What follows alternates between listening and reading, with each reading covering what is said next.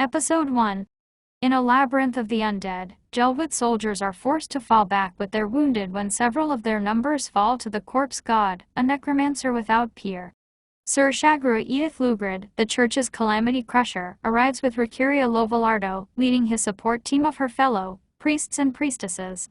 Shagru confronts the corpse god alone while his team remains on standby. Corpse god fends off Shagru's attacks before converting souls of the deceased into magic, from those dead whose bones are strewn about him and, to the horror of the Gelwood men contingent, outside the labyrinth, from the land around them. With his magic restocked, Corpse God calls forth a dragon bound to him. Shagru cleaves the dragon in twain with one mighty strike. He and Corpse God exchange more blows until Corpse God assembles the strewn bones into an army of armed articulated skeletons. Shagru recalls how his village had burned and how the villagers' souls blamed him for his demise before the Gelwood knights took him in, and how the souls of those he and Gelwood slaughtered over the years similarly decried him. His evil eyes blazes when he informs the corpse god that he can see all the souls that corpse god has sacrificed. The skeletons advance. Shagru disarticulates some with a fireball and dislodges stalactites in a second, sending them crashing into the skeletons still standing. With a direct sword strike to corpse god's ribcage, he reveals a brain in a jar suspended by chains. This is corpse god's true form, that for which he has sacrificed so many souls. All lives are my playthings, corpse god says, much to Shagru's ire, which he further incenses by insinuating that Shagru enjoys his victims' resentful wails, that the two of them are alike at playing the Grim Reaper. Shagru ignores the provocation for the variegated spell that corpse god weaves. This is unrecognizable magic, and therefore magic he recognizes must be stopped. Ricuria magically enhances Shagru as he charges forward, Calamity Crusher crushing Calamity with a spell and a final strike. Magic engulfs the room when Shagru's sword pierces the spell. A teenager replays this hazy moment, from where he lies prone in an alley, sure that he cast a spell, but unsure if it activated. He opens his eyes to a gray sky and unfamiliar walls on either side of him. His arms are frail, and his hands small, one of which he brings to his painful, bloodied neck when speaking proves difficult. Standing, however, he can manage, so he walks out of the alley into an urban square. Everything from the architecture and transportation to the clothes and the language is utterly foreign to him. Takumi Karuya remotely moves his drone to get a better look at the teen, then calls someone to cancel the retrieval. Their target lives despite his slit throat. The teen strolls as he takes in the incomprehensible signs and a video that features idol Rima Kanajai. His first thought is that it must be a projection spell, but he senses no magic at work. Eventually, he rests on the steps leading to Shinjuku Station. That the children passing by are happy and hail implies the country is a peaceful one, and then he thinks of the country he has left behind, of a memory involving an undead and children around a cooking pot. Regardless of whether he can return to that country, he hopes it has a future. Two Shinjuku policemen greet him in the land's language, and he swiftly realizes he cannot understand them, only he is starting to. He realizes, for the more they talk, the more he understands. This body's brain knows the language, after all. The older policeman inquires about the blood on his neck and shirt. The younger asks for the teen's name.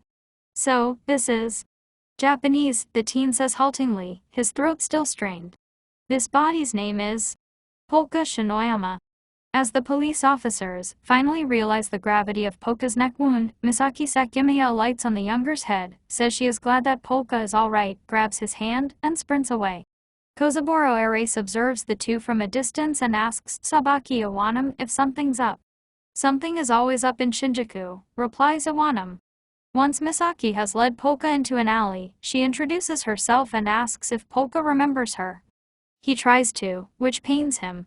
Misaki shakes him down to confirm he is alive, then declares that she will kill him for a second time, wondering, like Takumi, how a crowbar to Polka's neck somehow did not suffice the first time. Crowbar, neck, now, Polka remembers. He takes off running, and Misaki gives chase. Observing via his drone, Takumi sits back and questions what Misaki's client thinks about putting a hit on a 16-year-old. Still, what matters more than a client's motives is a client's money, and for the sake of that money, Polka needs to stay dead this time? Polka catches his breath inside an abandoned building, limited by his body's weak strength and near-total absence of magic, but the magic seems scarce in both air and land. The air has a paucity of magical elements, and if the land has spirits, he can hardly sense them. Without magic, he cannot treat his fresh wound. Without magic, he cannot treat a fatal wound.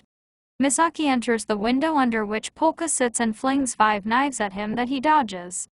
He uses a stray piece of pipe to parry her crowbar repeatedly, each time just barely until he can run past her, motivated by the peaceful land that the children Smiles promised and the children he left behind. Misaki lodges a throwing knife in his right calf. Polka rips the knife out, flings it close-shaven past Misaki's face and limps, as fast as he can around a corner, and into the first room whose door he comes across. The room has a high ceiling to accommodate the hooks and ropes that hang from it. Barrels, tubs, sacks, and other equipment clutter the floor. Misaki explains that the building is infamous in her line of work. Polka lurches away, then falls as Misaki injures his right thigh as an alleged major execution ground for the Yakuza and that ghosts and gangsters haunt it. Such talk of ghosts and gangsters is meant to scare Polka. Perhaps it would if Polka still inhabited his own body, but Polka's possessor possesses the evil eye. He can see the souls of the Yakuza as victims strung up on chains, lying in the dissolving tub, on the ground, in the corner. That Polka's possessor retains his evil eye in a different body affirms the possessor's suspicion that the evil eye is a power of the soul, rather than anatomy. Polka opines that the Yakuza treated lives carelessly and that Misaki is out to treat them with greater care, eyeing the souls of her victims, who haunt her at this very moment. These souls scatter as she dashes toward Polka once more. Polka, the corpse god, converts these into magic and, with a single digit of a monstrously large skeletal hand, impales Misaki and pins her to a pillar. Takumi gasps. Near the shattered jar, corpse god's brain, and the skeletal husk that corpse god once embodied, Shagura confides in Rikuria that he is uncertain if he saw his job to completion since corpse god had succeeded in activating his spell. At that moment, the spell had resembled teleportation magic. In the second Shagura spied corpse god's soul with his evil eye, it vanished. Rikuria kindly says that all traces of corpse god have vanished from this world according to a report from the observation unit. You saved the world, she insists. Sir Shagura replies that he can only hope she is right. Corpse god's mind has been defogged, which he informs a limp Misaki of in strong, unhampered tones. He is glad that his spell brought him to a peaceful land and that Misaki brought him to a place full of magical power, which he demonstrates by replenishing his own with the souls from the Yakuza's past. He and Misaki, he says, shall together play at being the Grim Reaper. Episode 2. The corpse god reflects on how he had fought on imperial battlegrounds as a necromancer after his parents sold him to the imperial court sorcerers until the empire fell, after which he searched for a place to live the quiet life for which he had always yearned. He came to find it in 5 youths, the oldest of whom would come to see him in a romantic light as a young woman. Their years of peaceful coexistence ended when the children's lives did on the pikes of Jeldwood soldiers who, after that, rejoiced, believing they had freed the children's souls from the necromancer's enslavement. Corpse God spent the rest of the century enacting vengeance on the soldiers' souls in the abandoned coal mine he and the youths had called home. Over time, the coal mine evolved into a writhing labyrinth of corpses. With the corpse god no longer able to die naturally, he waited for someone capable of slaying him attempted as much, and when someone did, corpse god successfully performed the secret art of reincarnation. The prospect of his reincarnated life being one short-lived is unacceptable, unthinkable, but neither was it thinkable for Misaki Sakimiya's life, which has nonetheless ended on the talent of corpse god's skeletal hand. Corpse God shakes Misaki down for healing potions, or and enchanted items with increasing panic, his concern not for her life, but for the peaceful life he has inadvertently imperiled. Then it hits him that he told a corpse, "Now, let us continue." As Corpse God lets loose a mortified scream, Takumi lets loose a stressed one as he struggles to process what he just witnessed. Lisa Clarissa Karaki calls him to ask why he is taking so long to update her. Hence, he sends her clipped footage of Polka screaming at Misaki's corpse. A young Misaki is cosseted by her loving parents, who say her bright smile will bring others happiness. Misaki's smile is nowhere to be found when an older Misaki watches a laughing man stab her parents to death, but it returns with the nominal vengeance she greets the man with years later. The man recognizes her as Clarissa's pet, Zaki the killer, and warns her that Clarissa will punish her. Misaki counters that Clarissa is the one who ordered the man's death. Whether Clarissa specified that Misaki should first torment the man with a nail gun like she presently does is unmentioned. Misaki wonders if she looks as happy as the man did back then. Finally remembering her as the Sakimiya's daughter, the man assumes Misaki is doing this out of revenge. Not at all, replies Misaki, who then claims she kills killers for fun. It occurs to her that she has never tested whether killing good people is fun. The man insists he is a good person. Misaki kills him for the lie. When a client asks Yutukura to kill a 16-year-old, Misaki volunteers for the job. If she can kill an innocent fellow minor like Polka, then she is really messed up as a person. She kills Polka easily. When reflecting on this near offense overlooking a steep drop to a street, Misaki concludes that someone like her can never bring others happiness, and is probably better off dead. Besides, she has tested whether she can kill good people alongside bad, so all that is left to test is whether she can kill herself. She steps off the fence. Takumi calls. She arrests her fall and answers Takumi, who tells her she cannot die before she fulfills her job. She has not, he says. The kid is walking around with a slit throat. Misaki awakes, vaguely aware that she has just had her life flash before her eyes. Polka high-fives Takumi's drone, pleased that it worked. The drone promptly sinks with bashfulness when Misaki lifts her shirt to check her stomach. After being told that she has been reborn via magic, she looks at her colleagues, whose weapons are trained on her and Polka, and asks what is happening. Clarissa makes her way to the front and hugs Misaki close, confirming that she is warm with life, rather than cold as a corpse. Misaki has a pulse. Bracing news, indeed. Corpse God helpfully tells Misaki that she is a zombie, which leaves her more befuddled than ever. Safe inside his control room, Takumi maintains his sanity by writing a text file addressed to an imaginary audience. If you're reading this, he types, I've probably lost my mind. 40 minutes before Misaki wakes up. Takumi informs the audience that he is an all-around nice guy based in Shinjuku, one who makes a living as an info broker who sometimes helps hit men hide bodies on the side. How could someone with such a humble and discreet life wind up in the mess he has found himself in? By mess, he means Lisa's Yutukura subordinates, aiming their handguns at a violently deceased Misaki and the still-living Polka. Clarissa asks Polka to explain himself, then asks Takumi what he is looking at. Takumi says that the drone hovering nearby is not his doing, it must be the drone he lost control of earlier. Clarissa observes that the drone is flying without noise, which Takumi assures her is not something drones do. Corpse God asks everyone to stand by, while he mends Misaki's physical damage. Izuna Ijishiro moves to intervene. Clarissa prevents her, quipping to Takumi that she should not expect this as special effects on his part. If I could make CGI like that, Takumi quips back, I do it for a living. Clarissa informs Corpse God that she and her companions are Misaki's friends who came here to kill Polka and avenge Misaki. Though that plan has apparently been derailed. She observes the circular runes underneath Misaki and asks if she is indeed still alive. Corpse God replies that he repaired the physical damage and that Misaki's brain and soul were otherwise spared. All left is for a sorcerer to cast resurrection magic when Misaki wakes up. Everyone stares at him. Magic, Clarissa repeats flatly. Exactly, replies Corpse God, who says his body knows of spells like RISE and ARISE. Spells from video games, says Clarissa, still matter of fact, not that Corpse God knows what video games are. Once he confirms that this country is unfamiliar with magic or spirit arts practitioners, he scrubs his magic and lamely claims that the people just experienced a mass hallucination. Clarissa is not fooled. Corpse God asks if perhaps she would agree to be fooled, resummoning his blades, and then pins an aggressive man with his skeletal hand, admitting that he initially did not understand how fragile and easily killed the local people are. Clarissa requests a moment to think, which Corpse God grants to Takumi's surprise. In truth, Corpse God lacks much of a plan himself, so the spare moment benefits him as much as it does the others. A siren wails in the near distance, a noise all too common as of late, Clarissa says. Takumi confirms the sirens are for a fire in the Shakazawa building, and sends Clarissa footage from a nearby drone.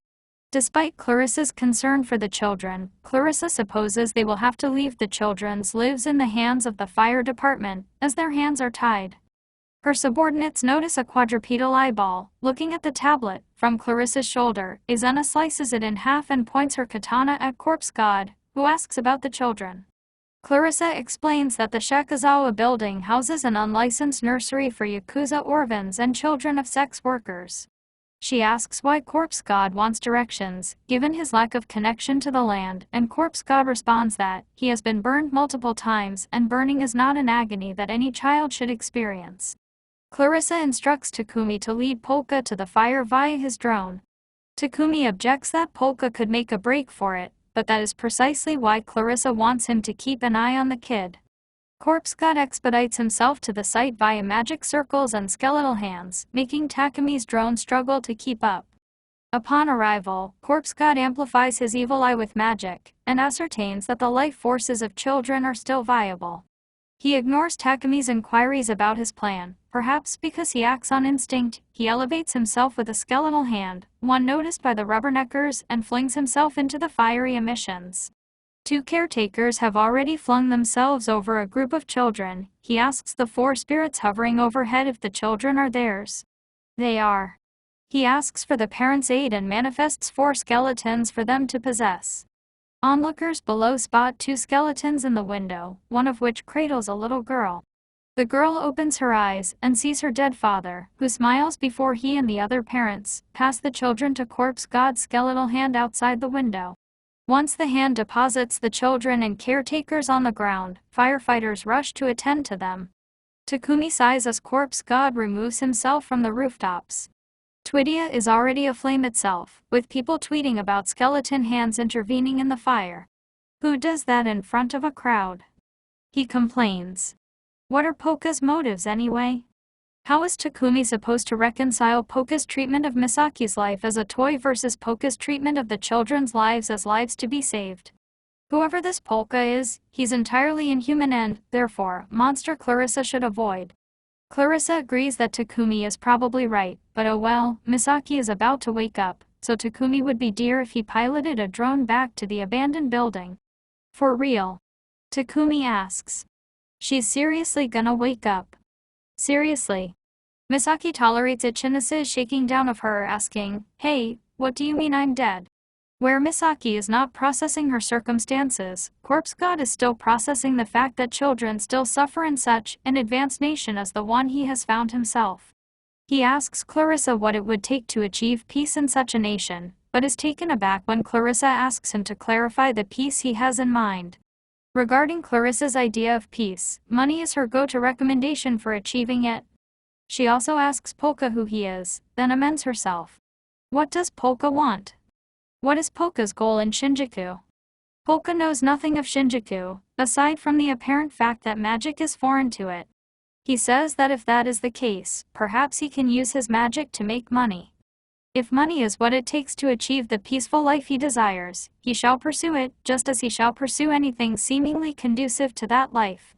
Clarissa offers to assist him in that endeavor, for she happens to be Shinjuku's mediator.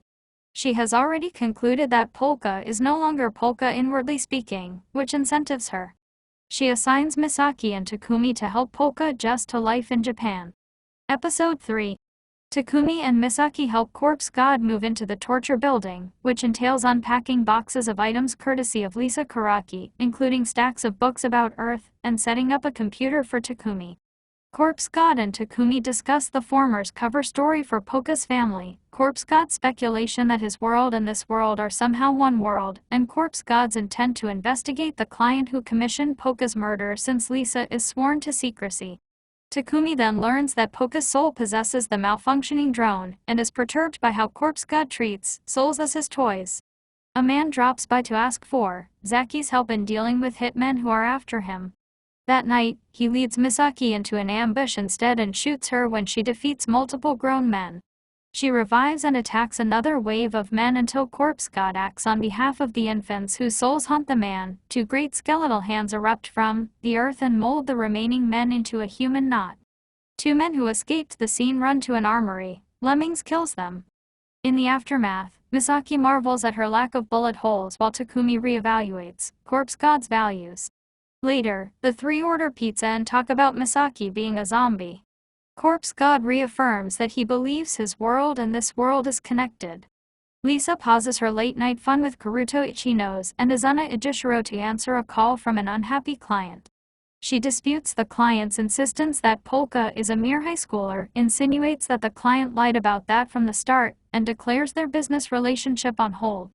A pair of patrol officers arrive at the ambush site to investigate reported gunshots. When Lemming shatters the human knot with a single punch, the officers come running and discuss men whose limbs are impossibly twined and intertwined. In Yutukuro's external stairwell, Kozaburo Erase begs the mercy of three bouncers for whom he can only offer a deep bow. How could he have predicted one beer would cost Yuan 60,000? Then he knocks the men senseless. Inside the bar, Sabaki acts drunk in a bid to extract information from Yuri on the Shakazawa building fire and Clarissa, since he had come specifically to see her. He is told she has taken the late night shift, which is unusual, and he is all the more chagrined when duty calls, meaning he and Erase cannot wait until Clarissa's shift starts. Upon arriving at the human knot scene with Erase, Iwanam admits that he was called with good reason. This sort of troublemaking is his team's specialty. Episode 4. Standing in front of a whiteboard, Sabaki shows to the other members of Comp's 3 various troublemakers, the Gator Sisters, the Barber, Riddle, the Grocer, the Poisoner, Donner, and Phantom Solitaire. All of them are troublemakers who are either incarcerated or dead. He explains how cracking unbelievable cases, such as these, which cannot be made public, is their job at Comp's 3. He then gestures to the 3 troublemakers who are still at large, the Grim Reaper, Fire-Breathing Bug, and Lemmings. He surmises that Fire-Breathing Bug may be responsible for the fire at the Shakazawa building, as Saki explains how Lemmings' footprints were found at the scene of the knotted-up humans from the day before. Iwanam says that, even though these cases seem supernatural, the perpetrators have always been humans. Even the Phantom Solitaire is simply an incredibly skilled human. And since they are human, Comps 3 can handle and catch them. At the same time, Corpse God is transferring the soul of the real Polka from Takumi's drone to a stuffed shark toy. Takumi enthusiastically welcomes his drone back home, while Corpse God tells the real Polka that he will borrow his name and identity a little longer, apologizing. Misaki Sakimiya enters the room, excitedly inquiring about the cute shark toy, not knowing she is hugging the real Polka. Takumi says that the real Polka might be a weirdo, too, as he is getting excited about the girl who killed him. Polka attempts to retort, but cannot speak. Corpse God explains how he could allow Polka to talk, but it would require a fresh pair of human vocal cords, as creating some from scratch would take too much mana. He then says that before worrying about their monetary situation, he should focus on replenishing his magic and that exorcising ghosts would be an efficient way to do so. He explains a different way of restoring his magic, mana stones, alias regular gemstones in this world. Takumi tells him to face reality, gemstones are expensive.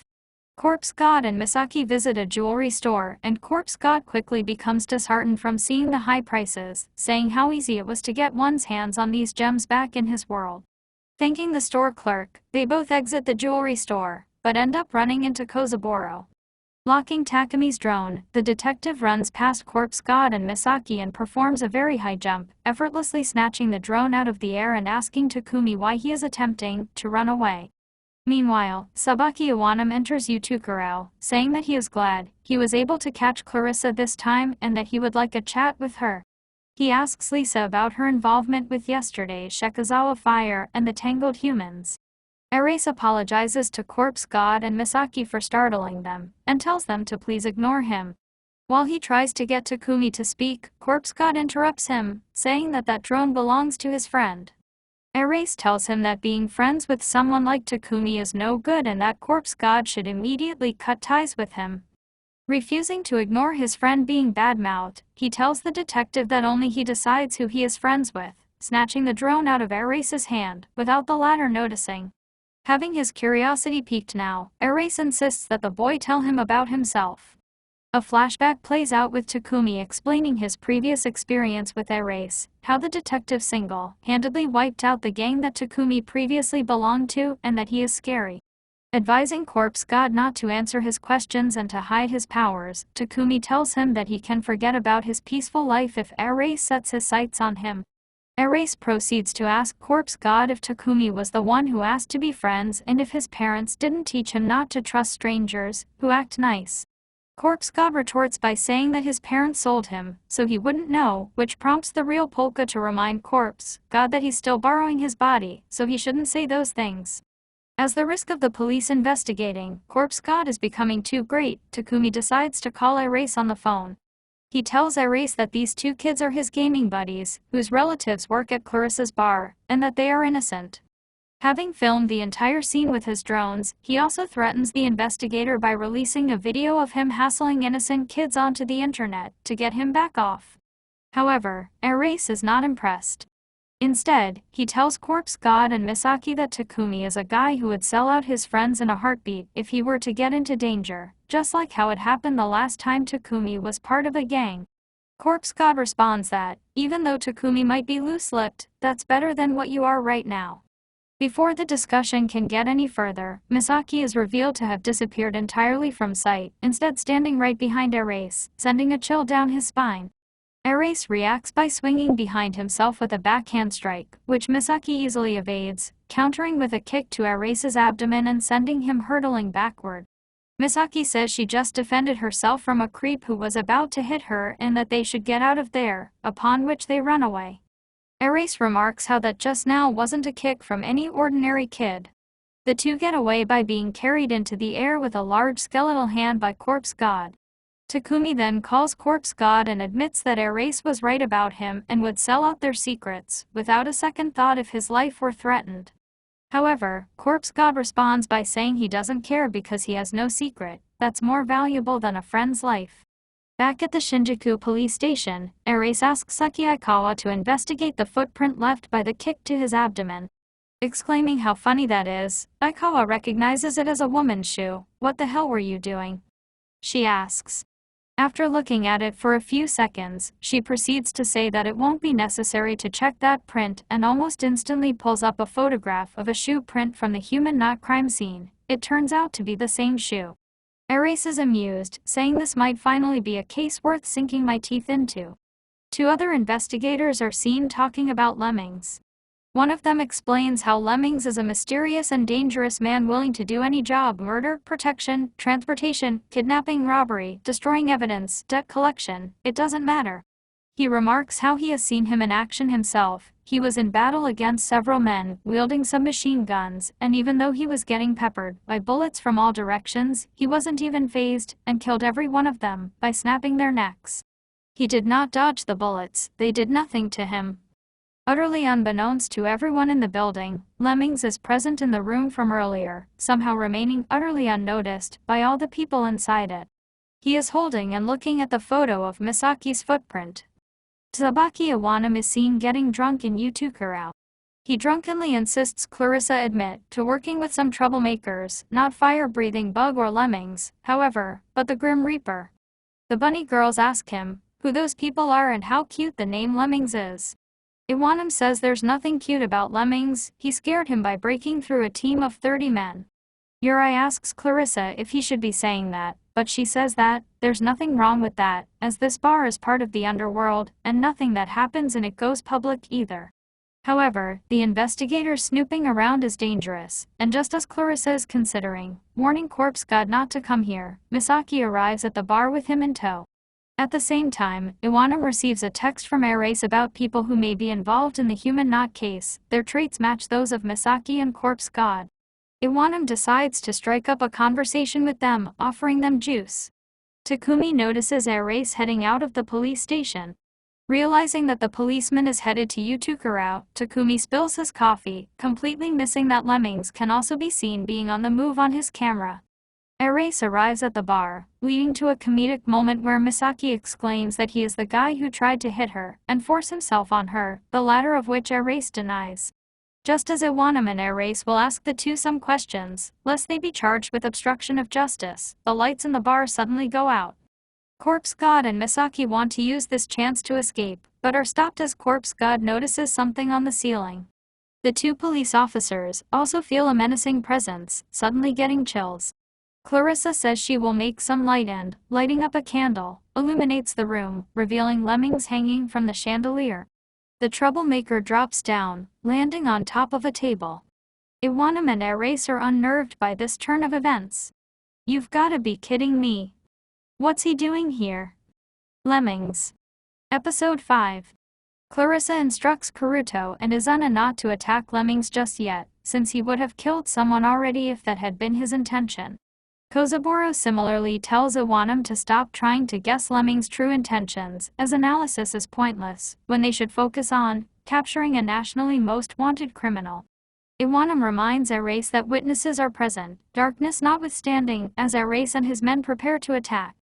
Misaki Sekimiya whispers to Corpse God that Lemmings is probably far more frightening than the police. Corpse God agrees, frozen in place, for he can see a mass of spirits hovering about Lemmings, possibly his victims, in a warring state of fear and hatred. Two of Erase's underlings are flung into a wall by Lemmings, followed by a third. Erase kicks up a broken bottle and drives its jagged end into Lemmings' torso while Deathclaw, Saya leads patrons, potential witnesses, as Iwanam haplessly reiterates, toward the exit. The broken bottle shatters on effect, so Erase swings a baton at Lemmings' head only for Lemmings to effortlessly catch it mid-swing, much to Erase's personal insult. Lemmings preternaturally dashes over to Misaki, bows, throws her over her shoulder, and runs away from Corpse God, who outthrusts his hand to cast a spell and falters. His desired peace would be forsaken if the police were to witness his magic or if he were to take a stand against that monster, who, like Shagrulugrid, appears to be a human who has pushed beyond human limits. Between forsaking peace or forsaking the girl, only one is the obvious choice: forsake the girl and run. Erase attempts to handcuff said monster, who kicks him against the far wall and leaps past the second story to grasp Utukuro's massive chandelier. When Lemmings is swinging from it to the second floor, two necromantic spells unleash serrated bone blades at him under the cover of darkness and the actual undercover of the second floor. Corpse God acknowledges that he has already messed up his reincarnation, but it is with a smile that he tells him, "Remembered master, teacher, it seems I've become quite a fool." Opening credits. Lisa extinguishes her flame as Iwanam strains to see what is happening through the gloom. Corpse God uses a skeletal hand to catch a falling Misaki and, when she loudly calls out Polka Shinoyama's name, hisses at her to be quiet, so the two of them can abscond. The bone blades fracture with such a clamor that Erase starts to protect Iwanam from the noise's source and perhaps from the debris they can hear hitting the ground. Iwanam activates his smartphone's flashlight and aims it hither and thither. The light briefly falls on Misaki and the skeletal hand, giving her a ride to the first floor, and then on Lemmings, who runs toward Misaki as if unhindered by the pitch darkness. Lemmings ducks, weaves, and sprints across all the skeletal blades and arms that Corpse God throws at him. Occasionally he punches back bandaged fists, shattering skeletal hands of far greater size, and shrapnel consequently shattering bottles and glasses, until he finally shatters that which holds Misaki. He murmurs a question in her ear that she refuses to answer, lest she be reprimanded, but when he looks at Corpse God, she grabs his arm, says Polka is innocent, and whispers something in his ear. "Well, I told you," Misaki says. Satisfied now. As a freebie, she attempts to bite Lemmings' hand, complaining that the bandages are too thick, then jams her fork from earlier into Lemmings' thigh. Lemmings sways from the paralytic saliva, vision blurring, but the saliva's trace amount is too faint to keep him from lurching to his feet. Misaki giggles. Corpse God converts all the souls hunting Lemmings into magic, with which he conjures a massive articulated skeleton. The skeleton outthrusts a hand at Lemmings and ultimately causes him to leave the premises. Electricity, once restored, illuminates a thoroughly wrecked bar. Chairs and tables are overturned, liquor is spilled from shattered bottles, and glass shards coat torn upholstery and the counters, the latter of which are scratched and gouged like the walls. Iwanam freely admits that the police were useless in preventing or stopping the altercation and suggests to Erase, who lights Iwanam's cigarette, that the next time their team returns, they return in full gear. This sounds a little extreme to Lisa, but Iwanam just as freely admits that he is not courageous enough to return unarmed. Lisa subtly reinforces her territorial authority by pointing out that Iwanam is in a non-smoking area. Shinjuku is bathed in an early sunset when Lemmings reports back to Takeru Shinoyama, who throws a file and attached Shinoyama family photograph onto his desk and chides Lemmings for taking unusually long to return. Lemmings has taken at least a day since the first news he murmurs to Takeru is of Jinba's murder. This is not particularly trifling news, but it is not the only news that Lemmings, or Nezu as Takeru calls him, has brought. He points to Polka in the family photograph. Misaki puts Takumi Kuruya's call on speaker as she and a disquieted corpse god walk down a street. Takumi exclaims that they survived an encounter with one of Shinjuku's urban legends, more or less, and assumes that corpse god accomplished this by expending much of his magical reserves. Corpse god confirms this to be true, but says that he recouped the magic and gained more besides from the sheer amount of spirits haunting Lemmings. While waiting for a pedestrian crossing light to turn green, he thanks Misaki for protecting him at the cost of telling Lemmings a secret. She kindly replies that she evened the score between herself and Corpse God since Corpse God had saved her from Lemmings. Corpse God remembers how his necromancy mentor encouraged him to help someone if he wanted to, no matter how long he had known that person. After all, she expects a necromancer like him to live so long that distinguishing durations of time will someday be impossible. Therefore, it is better not to worry about how long something will last and instead, rely upon one's accrued habits and experiences. However, Corpse God does not have the habits and experiences of someone local to Japan, let alone Earth. He has a frail body that can neither protect himself nor others. He has no money to buy magic storing gems in a world with a paucity of magic, not that he would have realized so soon that gems require exorbitant amounts of money without Takumi's reality check. What he does have is friends, Misaki, Takumi, and the real Polka, all of whom he humbly asks to teach him about this alien world and themselves. He declares that he wants no peace predicated on the sacrifice of someone who has laughed with him, no matter how briefly. Once Lemmings has left and the sun has set, Takeru laughs in disbelief that Polka is still alive. How thoroughly Polka had him fooled! With a sneer, he informs the absent Polka that playtime is over. Corpse God tells Takumi his intent to start a business the following day. If he has taken anything away from yesterday's encounter, he desperately needs money to live a peaceful life despite the mana limitations.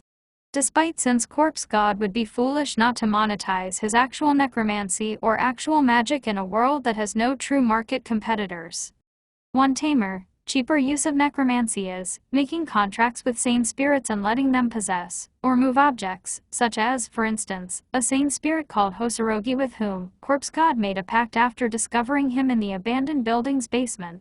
By dint of possessing Misaki's mechanical pencil, Hosorogi autonomously writes to an amazed Takumi and Misaki that he is honored to meet acquaintances of the famed intermediary Clarissa. However, his eloquence gives way to shady unscrupulousness when he floats the idea of legally flipping this building via duping a land swindler. He even writes out the onomatopoeia of laughter, hehehe, to convey a collusive tone. Corpse God shows off to Takumi, Polka, and Hosorogi the business sign he made with Misaki's help. It is crude at best, advertising something vaguely called the shop with equally unhelpful clarifications, we do things and celebrations yay. Scribbled in the white space. Takumi has reservations. I know you're a freaky monster who could kill me with no sweat, but I'll say this anyway, are you out of your mind?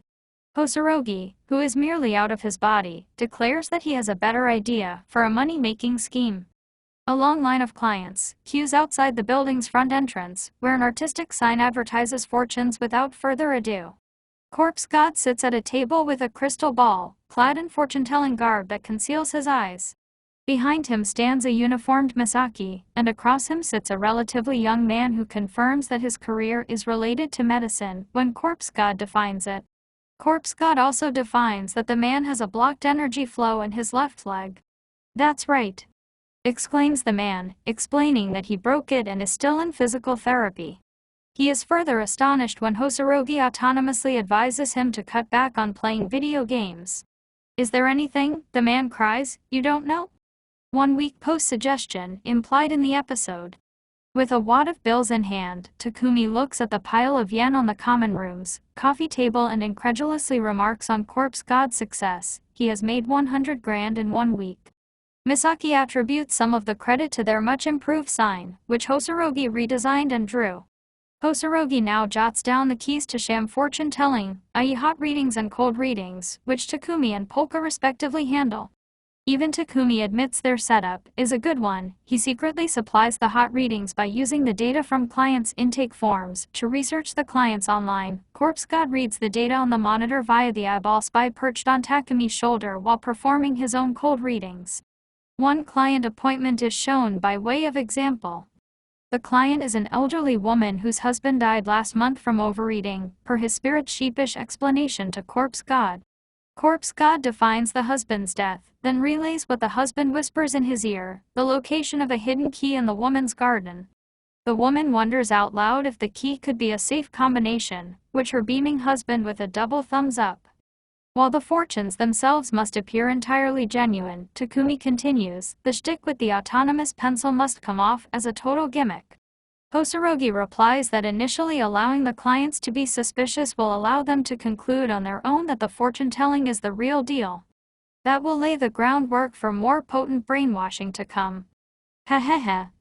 Takumi, having gathered up the week's worth of earnings, expresses doubt that brainwashing is conducive to Corpse God's peace before handing Corpse God the gathered stack of bills. This is the first money that Corpse God has earned on Earth, and he immediately sets to dividing it between himself, Misaki, Takumi, the real Polka, and Hosorogi. Where Misaki and Takumi are gratified, Polka rejects his share, even when Corpse God tries to frame the money as compensation for borrowing Polka's body.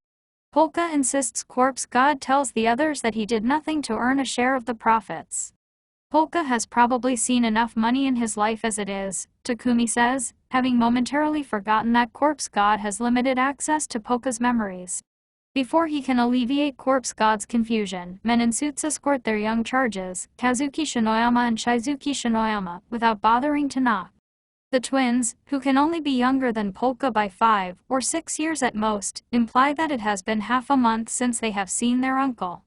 Corpse God looks down at a nervously fidgeting Polka, and back at the twins with the shocked realization that they are this body's niece and nephew, i.e. people he absolutely needs to fool.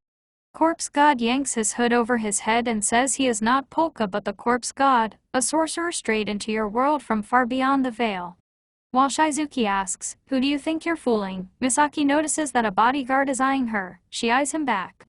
Shizuki concedes that Corpse God is a kinda cool moniker, making the cool versus uncool score 2 to Takumi's 1. Kazuki declares that the only plausible reason for Uncle Polka running away from home is that these peasants must have put him up to it. Takumi does not miss how Corpse God hunches in on himself, aware that his peace will vanish should the twins realize they are not speaking to their uncle. For now, Kazuki sits opposite Polka because she wants him to tell her and her brother's fortune. Right now. No one can do that. Corpse God says, though Misaki helpfully adds that the shop will open tomorrow at 10 a.m. Takumi invites the twins and their entourage to leave, not that Kazuki had permitted him to speak. Although Kazuki considers it brazen for a peasant to try and argue with her, she entertains it by asking what Takumi shall do if she refuses. Call the cops, Takumi shoots back, on the people who brazenly strode into a closed business. What else can a poor, frightened peasant do? Takumi must have no idea as to who Kazuki and her brother are, Kazuki retorts, oblivious to her brother, staring slack-jawed at Takumi's audacity. He does, but instead, he hazards a guess, classless nouveau riches who look down their noses at people they've just met. One of the bodyguards claps his hands over Kazuki's mouth before Kazuki can shout her name in a loss of temper. Another bodyguard worriedly warns her that Takumi could be recording or even streaming this conversation, so stating her name would be unwise. Takumi goads her again before Corpse God tells him to back down. Although he appreciates how Takumi spared him by making himself the target, there is no need to prolong the aggression when this child is on the verge of tears. Kazuki flushes with humiliation, but Corpse God interrupts her furious denial by pulling her into a hug. Shizuki attempts to speak up for his sister and is thwarted in the same fashion. With one arm around each twin, Corpse God whispers to them their fortune. They both have a future because he shall protect them. Shizuki finds such a statement rich coming from Polka, except Corpse God is just an acquaintance of Polka, as he reminds them, and he has it on good authority that Polka will return home tomorrow. The twins, then, ought to go home themselves. As Corpse God speaks, he tilts his head upward. His promise is as much for the warped, smoldering spirit that looms over the twins while moaning, "Somebody, help these children through charred fingers." He tells her not to worry, for he shall keep the children safe. After the twins, bodyguards, and spirit leave, Corpse God watches them through the window and opines that the spirit does not seem evil.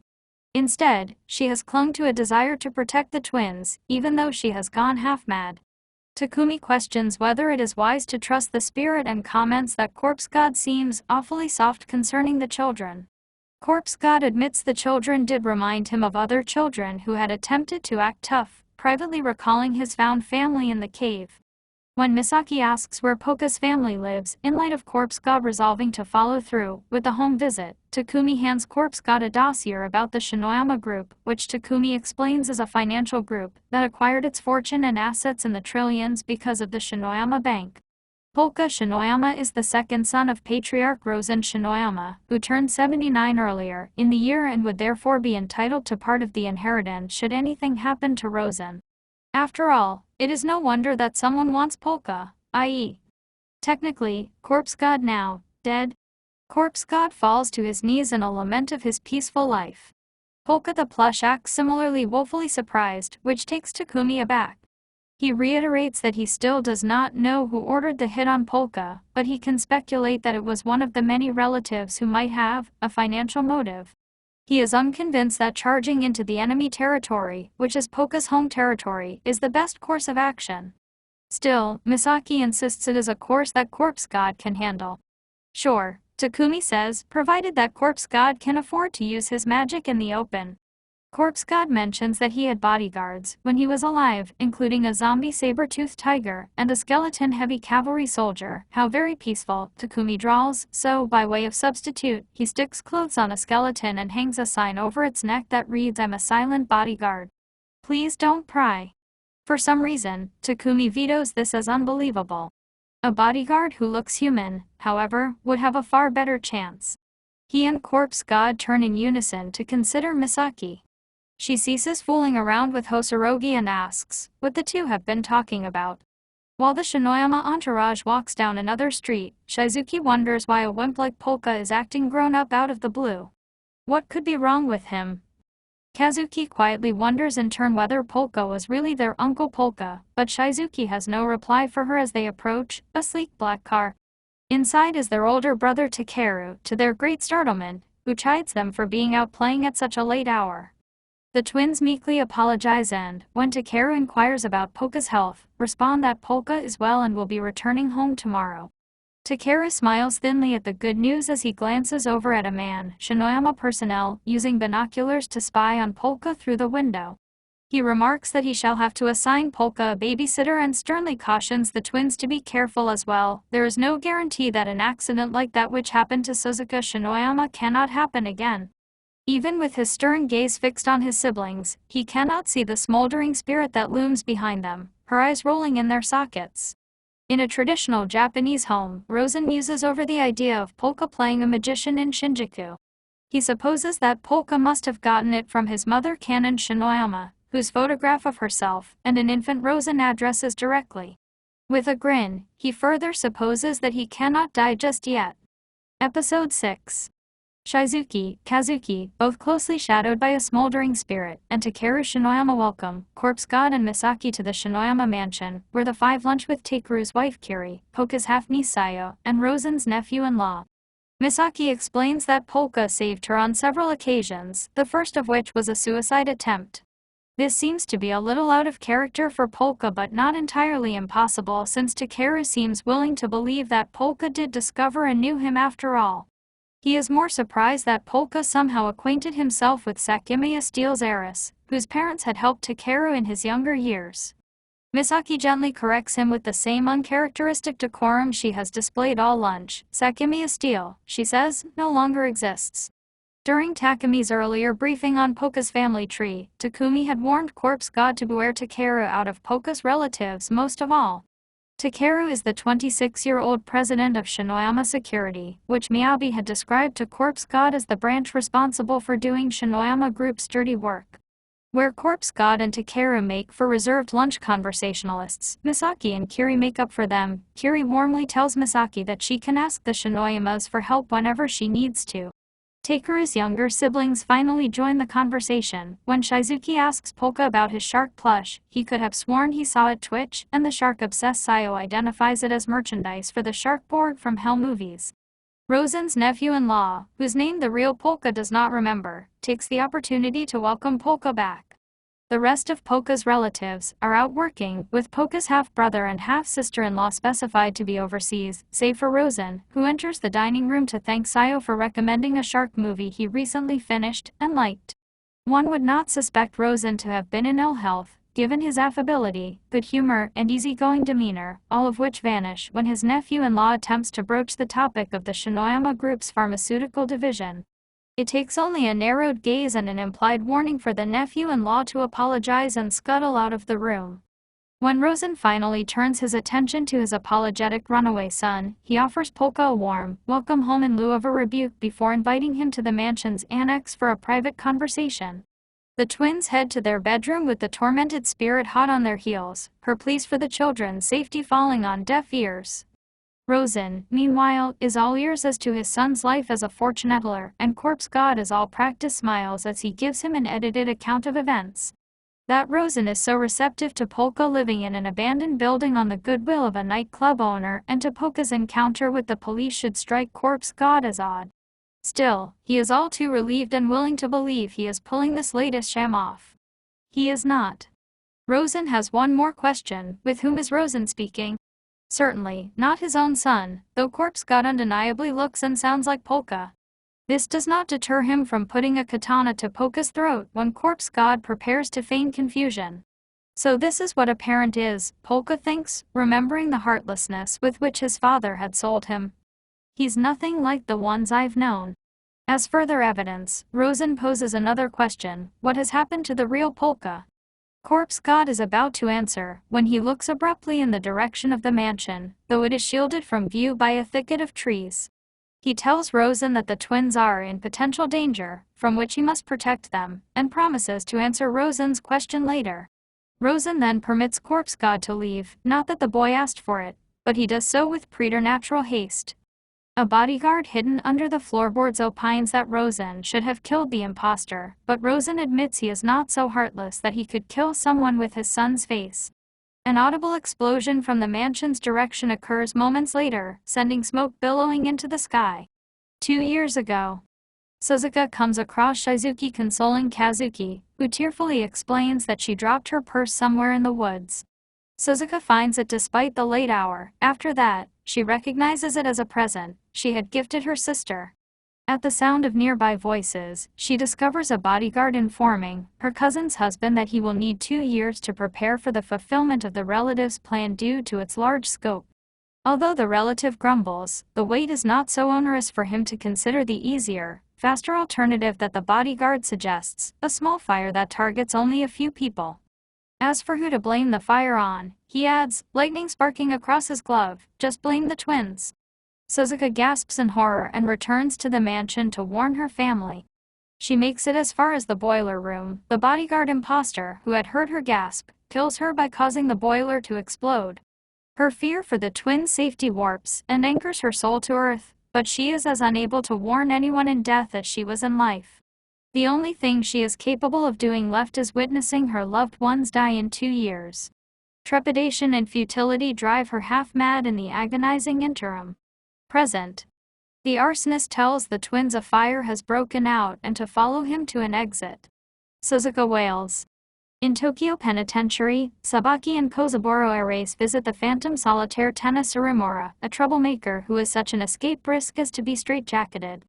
Iwanam shows Surimura footage of the skeletons in the Shakazawa building fire and says that fire-breathing Bug was probably responsible because Comps 3 found their signature calling card, the sentence "this world is a buggy program," at the scene, and because the fire, like all of Bug's fires, spread impossibly fast. He theorizes that Bug accomplishes this by infiltrating their targets in disguise and taking a painstaking amount of time to thoroughly prime the scene.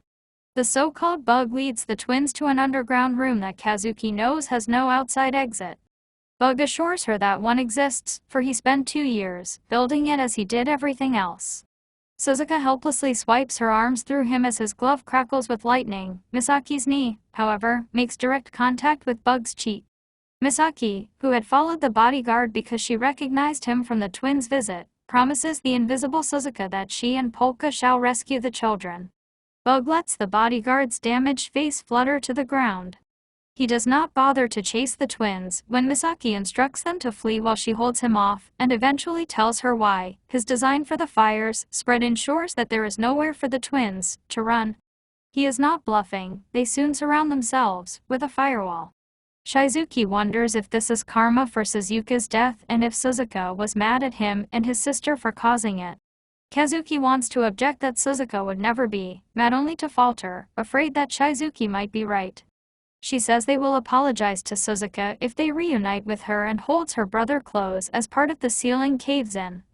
2 large skeletal hands catch the debris before it can bury Kazuki and Shizuki. They open their eyes to see Suzuka smiling at them before her face fades into that of their smiling half-uncle, who has made no attempt to hide the hands overhead. Relieved that he could save them where he could not save his found family, Polka assures the twins that Suzuka never once blamed them and never stopped caring about them. Her spirit and sanity are restored, and Suzuka gives the twins an intangible hug. Corpse God brings the twins outside and hands them over to 2 of the maids watching the conflagration. With the twins confirmed safe, Takeru shifts his attention to clean up. His subordinate Yokiji has already been deployed to retrieve Rosen's long-gone nephew-in-law for interrogation. Corpse God meanwhile catches Bug as he attempts to sneak off in the guise of a maid, having seen through Bug's disguise with his evil eye. If the hue of Bug's soul had not already made it obvious, then the sight of the bodyguards and maids' faceless spirits clawing at Bug's face and want of their back does now. Bug staggers back as more hands reach for him as Suzuka's hands had done, but once again, Misaki nails him in the face, a bit singed but otherwise unharmed from the burning basement. He recovers quickly and sets the grass ablaze. Corpse God debates whether he has enough mana to break through the high flames, but he does not have to. Lemmings does instead and pins Bug to the ground. He asks for Corpse God and Misaki not to mention him by putting a finger to his lips.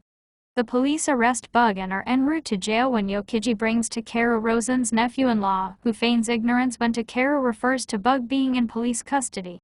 Yokiji and Lemmings step into the light. They, and the woman and man in the shadows, belong to Takeru's Dragon Palace agency, or at least Rosen's relative presume as much. Rosen's relative changes his tune when Yokiji shows off a sinister version of a Swiss Army knife, claiming that fire-breathing Bug blackmailed him. However, this does nothing to dissuade Takeru from interrogating him. Solitaire says that Iwanami is lying. Iwanami described the modus operandi of an ordinary criminal, not Bug, and he admitted that Bug's catchphrase has a second part that only the police know. The phrases left behind at the crime scene Iwanami listed only contained the first part. In the belly of a police car, the imposter Bug plots to escape as soon as possible. One never comes. In its stead, the English words "this world is a buggy program." So it cries for the flames sear themselves onto the vehicle ceiling. The 3 policemen, eyes glazing and voices stuttering, accuse No of being a fake Bug that must consequently be exterminated. They snap back to themselves, just in time to see the imposter burst into flames and throw themselves out of the vehicle before it follows suit. On an overhead bridge, fire-breathing Bug sings a children's song while their imposter burns to death. Episode 7. Lemmings informs Takeru that Polka reached Kazuki and Shizuki before he did. Takeru asks for details. Once resituated in the annex, Rosen dismisses his 3 hidden bodyguards when Corpse God requests privacy. Corpse God explains that he is an otherworlder who reincarnated in Polka's corpse and alluded to Misaki's culpability for Polka's death. Misaki says that Rosen would be within his rights to kill her and that she is unafraid of him, for he is a good person. The little shark plush flings between Misaki and Rosen's katana and spreads its flippers wide, just as a young Polka had done for his pet albino crocodile, Shiro, when Rosen intended to kill it. Rosen incredulously recognizes the plush as Polka and bursts into laughter, both at the ridiculous situation and how Polka seems to be enjoying himself. Since Corpse God needs his own vessel before he can return to Polka, his body, Rosen is willing to provide Corpse God one of the Shinoyama group's androids. Polka calls dibs on being a robot instead, enthusiastically demanding modifications like a rock drill and flight capabilities. Between the hit on Polka's life and Polka's utter disinterest in reclaiming his body, Rosen concedes that Corpse God may continue borrowing the latter for now. After all, Polka seems safer this way. He also concedes that Misaki did save 2 of his grandchildren, so although he has not let her off the hook for killing his son, he will let her leave for today. Once she and the Polkas do, he speculates that the intermediary they mentioned is probably Lisa, someone he would rather avoid tangling with due to the heavy hitters in her arsenal. As much as he would also rather avoid the idea of a family member wanting Polka dead, he cannot discount it, and he supposes this must be karma catching up with him. Outside the damaged manor, Polka informs Takumi over a call that he had told Rosen the truth. Misaki finally apologizes to Polka for murdering him and thanks him for coming to her defense. Polka, if anything, is more upset about losing his textbooks and video games to the fire than his own death. Corpse God has met few souls who are as open with their murderer as Polka is. He smiles at a memory of the last such soul. Kazuki and Shizuki then run over to thank Misaki and Polka for saving their lives. Polka replies that the credit goes to the fortuneteller Corpse God and the twins' guardian angel. Before he and Misaki check on Polka's pet, Misaki asks Corpse God if he intends to form a contract with Suzuka. Corpse God looks back at Suzuka, hugging the twins in utter contentment. Eventually, he replies, "But not now." In Tokyo Penitentiary, Iwanam informs Erase and the Phantom Solitaire, Tena Surimura, that the real fire-breathing bug incinerated a patrol car and its arsonist occupant. In other words, Solitaire says, bug preyed on a mimic. When Iwanam denies his request for another look at the Shakuzawa building footage, Solitaire decides to see it himself. The lights switch off. Erase switches on his flashlight only to discover Solitaire is long gone. Under a late afternoon sky, Solitaire immediately begins plotting his comeback tour. Comps 3 assembles for an emergency meeting wherein Iwanam briefs his subordinates on Solitaire's criminal career, which consisted of 3 years' worth of magic tricks and illusions and ended when Solitaire turned himself in. Solitaire had never hurt or killed anyone unless one counts Japanese stocks or the reputation of Japanese security, which took a tumble when Solitaire captured and released Japan's prime minister and the opposition party's leaders. This stunt gave Solitaire a global spotlight that he had squandered, for he demanded no money or other boons. However, the motive he had professed to Iwanam pre-incarceration is a child's fantasy. Solitaire wants proof that real magic exists. He performs his magic tricks, hoping to attract the real supernatural. It remains indeterminable how much of Solitaire's claimed motive was true or false. At any rate, Iwanam says, Solitaire's superhuman energy and technique are far from Solitaire's worst qualities. Corpse God shows off to Takumi a Yuan 2000 antique radio he bought on the way home and tunes it to a news channel, a female anchor of which is reporting on the death of a suspected arsonist. Takumi confirms the arsonist is the Shinoyama one. The channel moves on to more breaking news, this time about Tena Surimura. In the Shinjuku police station, Fumio Yamada ushers Iwanam, Erase, and a third Comps 3 man to the television. A familiar mustachioed news anchor is reporting on Solitaire's prison breakout despite Iwanam's media muzzle. Takumi, meanwhile, has to explain to Corpse God and Hosorogi who Solitaire is since Hosorogi died before Solitaire began his criminal spree. Misaki wonders why the news anchor's voice changed from a woman's to a man's. Iwanam flicks through the television channels with increasing alarm, for each broadcasts the same feed. The news anchor, Solitaire, removes his glasses and announces that he will resume performing a week from now, so the police ought to take advantage of their grace period. His villainous airs are undermined when he indecisively fumbles his sign-off catchphrase. Solitaire's face on the police's TV screen is replaced by the equally frazzled faces of the anchors of the news channel the TV is set to. Erase wonders how Solitaire managed to jack the airwaves. Iwanam says he probably bought airtime from the grocer, who remains as much of a merchant in his cell as he was out of it. Episode 8. Saya, having invited herself to the abandoned building as its new lodger, tells her new housemates, Misaki and Takumi, that it was nice to meet them. She introduces herself as Polka's niece and her attendant Zaya as, apparently, a trainee butler, something she only learned today. Misaki, unlike Takumi, does not need to introduce herself since Sayo remembers her from brunch.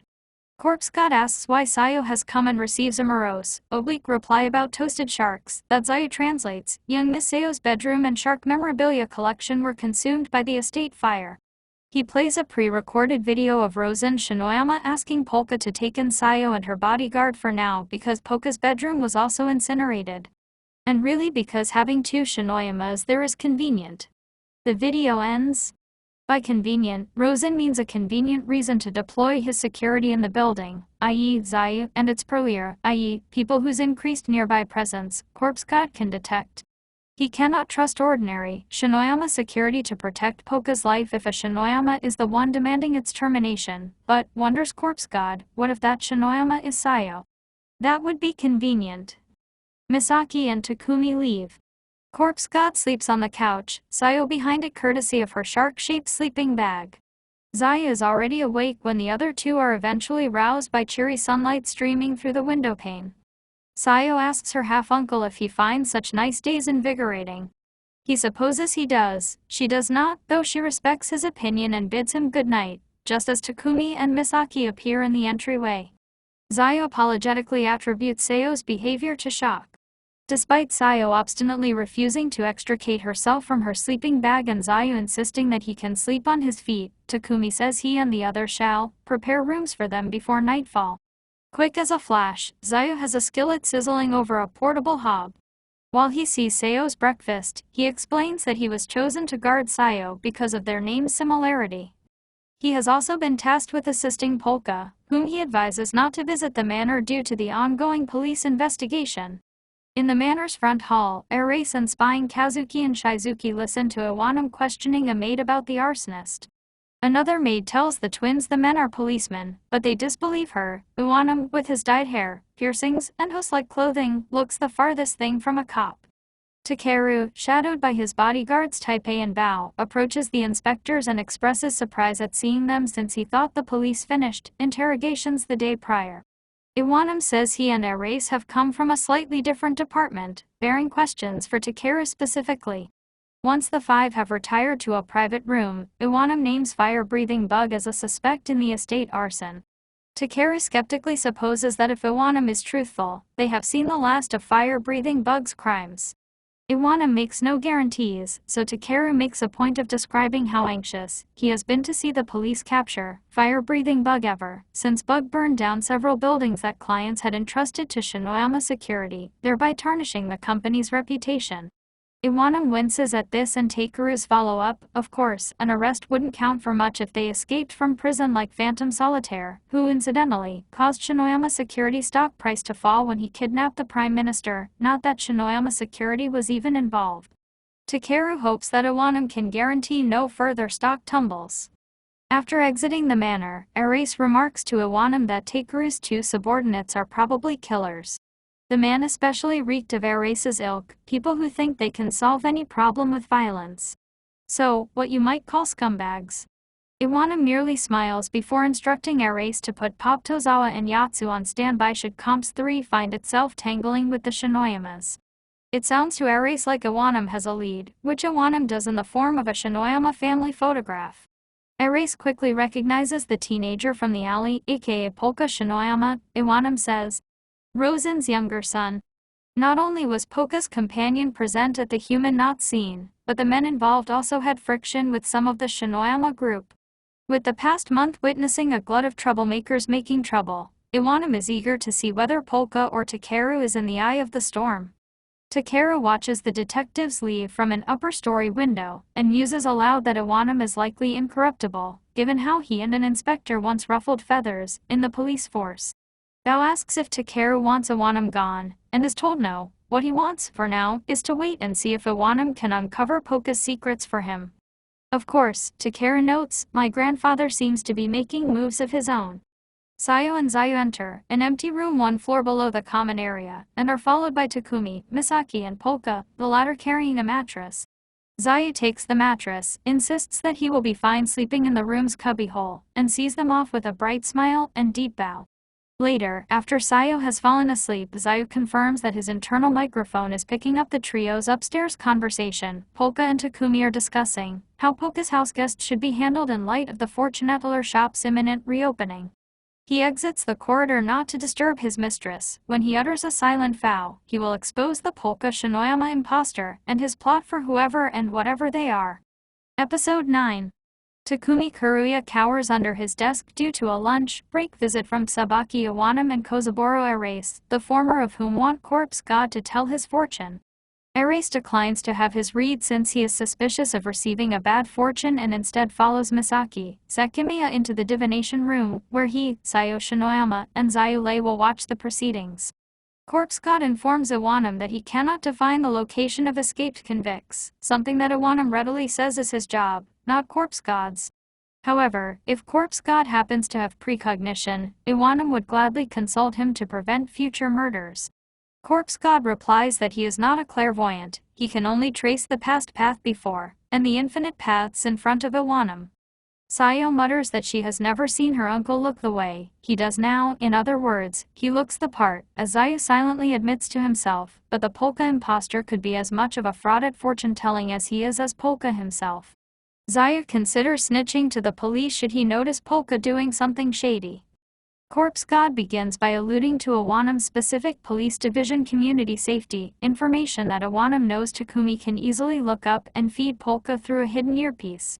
This is mostly correct. Corpse God is viewing Takumi's computer monitor through a quadrupedal eyeball. Iwanam is a little more impressed when Corpse God alludes to the various arranged marriage candidates his family wants him to consider. Then Corpse God alludes to a grievous scar in Iwanam's past that, much like a severed wing, will continue to cripple Iwanam lest it remains unhealed. Although Iwanam asks how he might heal it, he is less interested in doing so than in hearing whether the person responsible for the scar has their own path. At Corpse God's statement, "Your torn-off wing shall spell out a signpost for you," the pencil Hosorogi shocks Iwanam when it begins autonomously, writing a message for him. Zayu, meanwhile recalling the sound from last night, concludes that Corpse God must have been practicing this magic trick. Any glibness left in Iwanam drains as he reads the message. He surges to his feet, yanks Corpse God to his own by pulling his clothes, and asks what he knows. Flashback. Miyabi Hosorogi tosses Iwanam, whose hair is black, and he wore a matching color outfit, a pack of Marubos, Iwanam's favorite cigarette brand. Tucked into the cigarette pack is a folded piece of paper, upon which a simplified symbol has been drawn. Once Iwanam confirms that he has memorized the symbol, Hosorogi burns the paper and declares that the symbol is both the signpost we must follow and a one-way ticket to death. Faced with an unusually incensed Iwanam, whose hands tremble with ire, Corpse God refuses to explain why he drew the symbol and advises Iwanam to follow his heart. With a concerted effort and a thin smile, Iwanam regains his composure and hands Corpse God money to cover the session and whatever damage to his outfit he may have caused. He bids Polka farewell only to be corrected. "The one who told your fortune here," Corpse God says, is the Corpse God. Iwanam thinks this moniker suits a troublemaker more than a fortune-teller. Misaki informs Sayo that the visitors are policemen. Zayu considers abnormal Iwanam's reaction and wonders whether the written signpost is related to the sham Polka's secrets. As a pretense for snooping, he announces that he is off to shop for dinner ingredients. Sayo hands him money and asks him to buy shark-themed products. Over lunch at the curry restaurant, Nancy, Erase, once Iwanam gives him the go-ahead, asks Iwanam what came over him earlier. Iwanam admits that he lost control, which Erase says is unlike him. Threatening people, Erase says is his domain as the stick to Iwanam's poison carrot, to quote Iwanam's own words. He asks what was written on the paper. Iwanam needs a few minutes to collect his thoughts before answering, though Erase does not mind. He is relieved that Iwanam is himself again. Zayu watches the men leave the restaurant on a nearby rooftop and decides to shadow them for a bit longer since he has already finished shopping. A mobster inputs a safes combination inside a burning building. While ruing a turn of fate, he had laughed at the news of the Shinoyama estate arson, but he never expected this building to follow suit. A subordinate, aware that his colleagues are succumbing to the flames as they speak, asks why his boss is bothering to open a fireproof safe. Could it be, he says, voice changing, that his boss does not want the cops or firefighters to discover what is inside? The boss snatches up a rolled parchment scrap and looks behind him to see his subordinate, a large man wielding a fire safety umbrella, standing before the other subordinates, burning corpses. The boss becomes yet one more wildfire-breathing bug, sings a nursery song about marching toys. Once he finishes, he begrudgingly tells a damn summer bug to do as it pleases before he leaves. Said, damn summer bug, Phantom Solitaire emerges from behind a burning stack of banknotes to claim the parchment for himself. The parchment seems to be made out of the skin, sheepskin, Solitaire guesses, only to reconsider. Human skin. Solitaire holds it aloft to admire the familiar-looking symbol, drawn upon it. He decides this potential bug shall be the theme of his comeback performance. In the abandoned building's a common room, Takumi asks why the detective lost it and what the spirits haunting him told Corpse God. Corpse God replies that no spirits were haunting him, such spirits being rarer than Takumi might assume, and that he did not make up the signpost either. At the Utukuro bar, Erase and eavesdropping, Hidden Zayu listen while Iwanam asks Lisa, Karaki, why she hid it from him. He talks of how he had lost hope, even though everything in him screamed that who would not give up the ghost so easily, before telling Lisa to stop playing coy since she is the only person in Shinjuku who could have spent 5 years successfully erasing any traces of another's existence.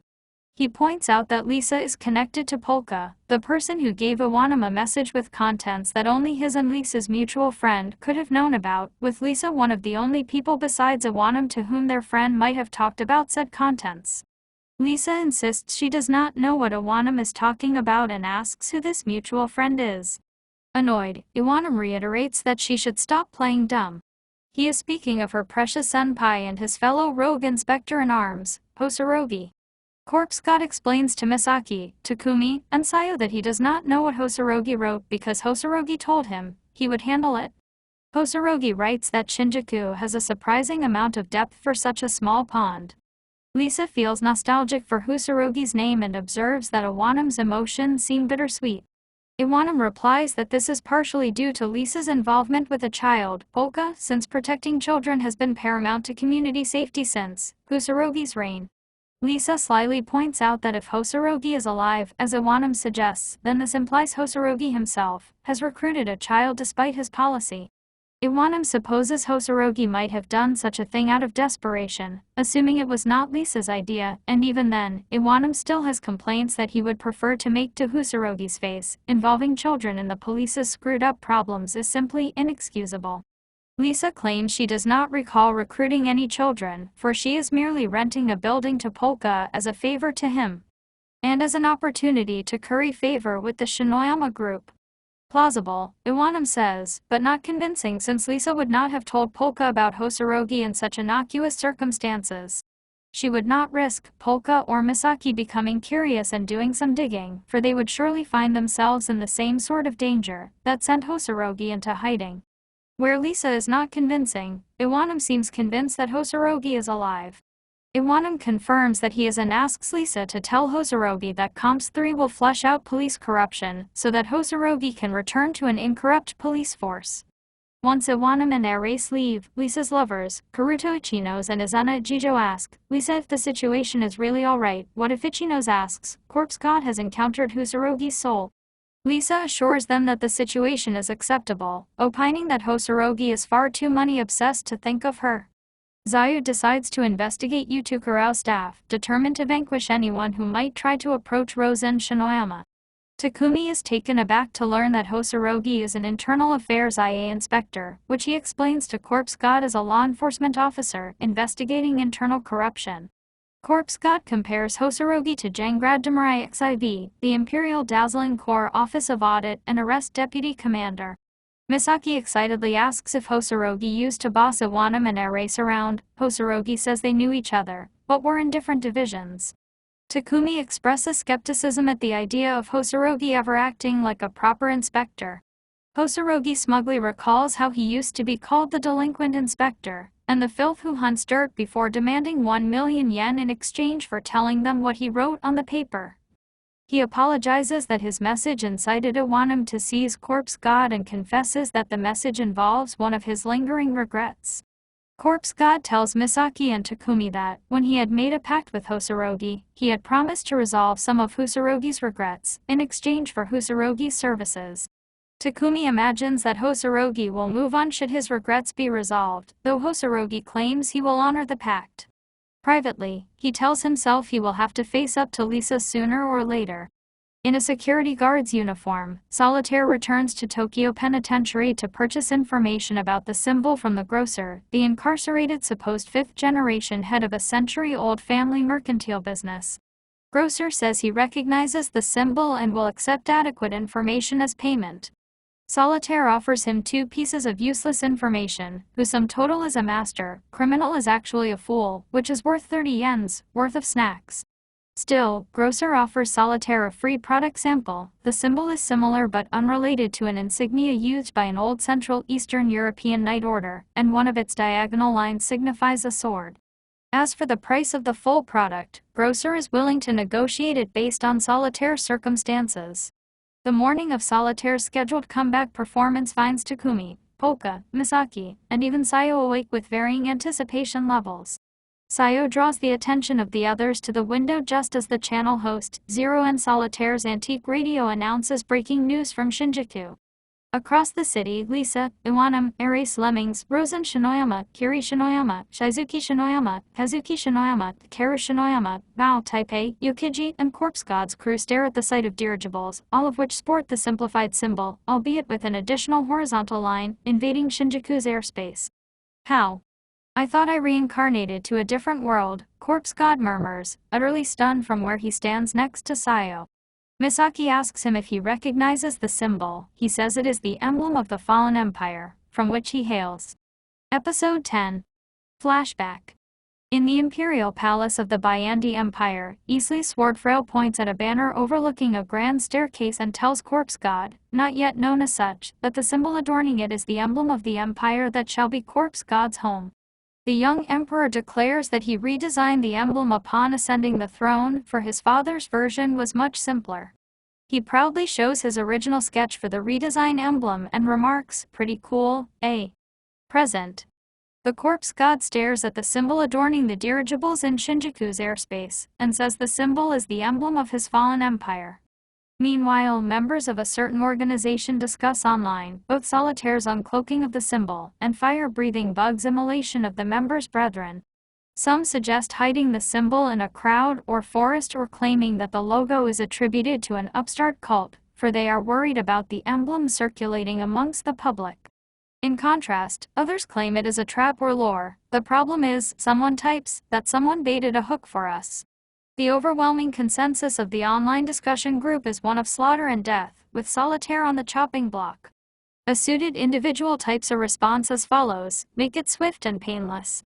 Don't give them time to suffer. Sadism feels satisfying, but it reveals more than necessary. Like that time 5 years ago. Opening credits.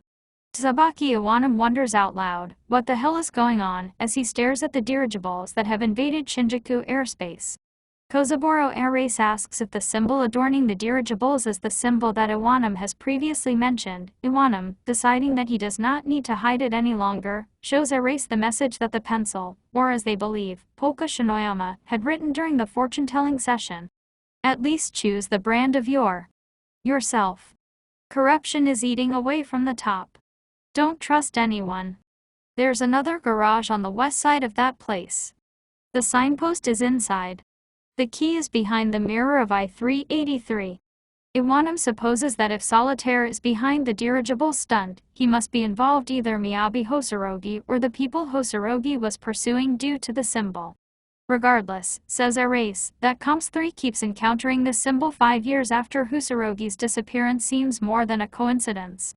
Iwanam replies that Erase has a good point, but he nonetheless posits that Solitaire could have had him, Iwanam, in his crosshairs all along. What if, Iwanam asks, Solitaire was watching when Polka Shinoyama read my fortune? Fumio Yamada jogs into the room to inform Iwanam that the top, Metropolitan Police HQ, is currently asking for him.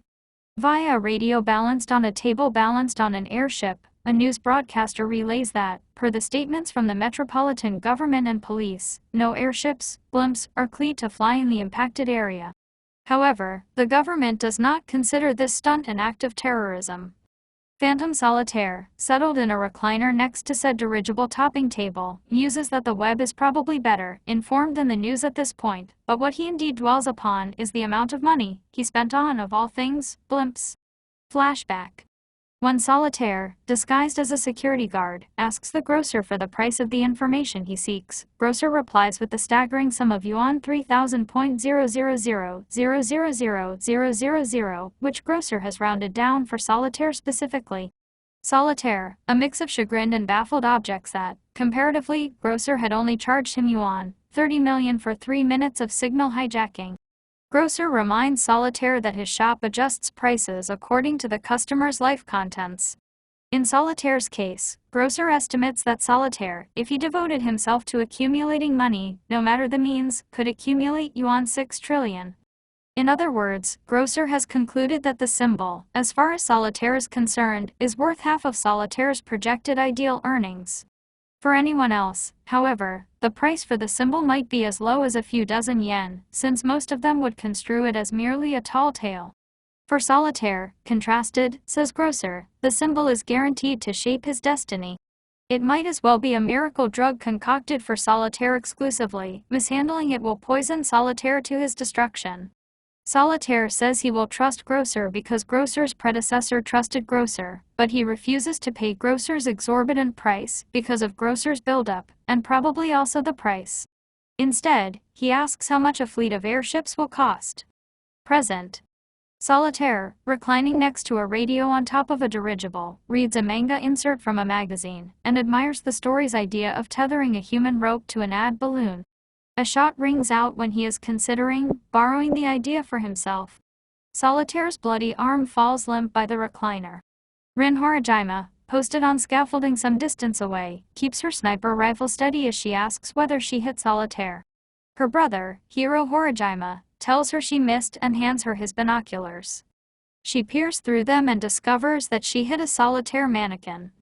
Hiro speculates that the two of them shall not be paid regardless of whether they have failed the mission, and his sister asks, displeased with the subpar jobs they have endured between this, Shibuya, and Ikebukuro. He proposes that the two of them solicit Shinjuku, for he has heard promising rumors about its mediator. Solitaire broadcasts the footage of his mannequin's death on the Solitaire channel. It explains to the audience that his dummy was shot just 58 minutes after the dirigibles were airborne. He claims that the only things high enough to discover that his dummy was lounging on a dirigible could have been police helicopters, then extrapolates that an organization with snipers accessed police information in under an hour, which implies that someone or other was prepared to shoot him the moment he revealed the modified symbol. Upon speculating that a secret society or some other conspiracy might be involved with this symbol, he offers a yuan 300 million reward to anyone who can provide him with substantial information about it. He ends his live stream clumsily, having forgotten to trial his sign-off. Takumi Karuya and Corpse God stare at the terminated live stream feed with mutual alarm. Corpse God wonders what they should focus on, first despite knowing the answer, Sayo Shinoyama, who looms over them with questions regarding the Empire and reincarnation that Corpse God had uttered next to her at the window. Misaki Shinoyama cluelessly joins a mutually crestfallen Takumi and Corpse God on the couch to be interrogated by Sayo, who self-assuredly expects Polka to answer her questions. Corpse God meekly answers yes.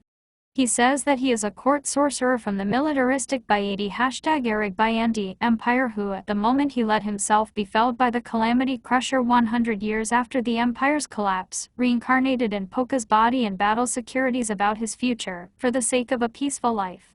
Corpse God assures Sayo that he shall return Polka's soul to Polka's body.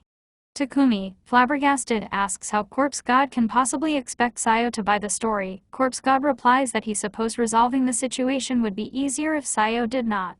In fact, to Takumi's great shock, Sayo does believe in the story. She says that the real Polka would not have stayed as calm as Corpse God did when a cop grabbed him. That she harbored suspicions does not mean she is not shaken by the idea her half-uncle was murdered, so she decides to take a shower to calm down, before asking for more details. Before she leaves, she adds that she shall not enlighten Zayule of this development before he returns from shopping.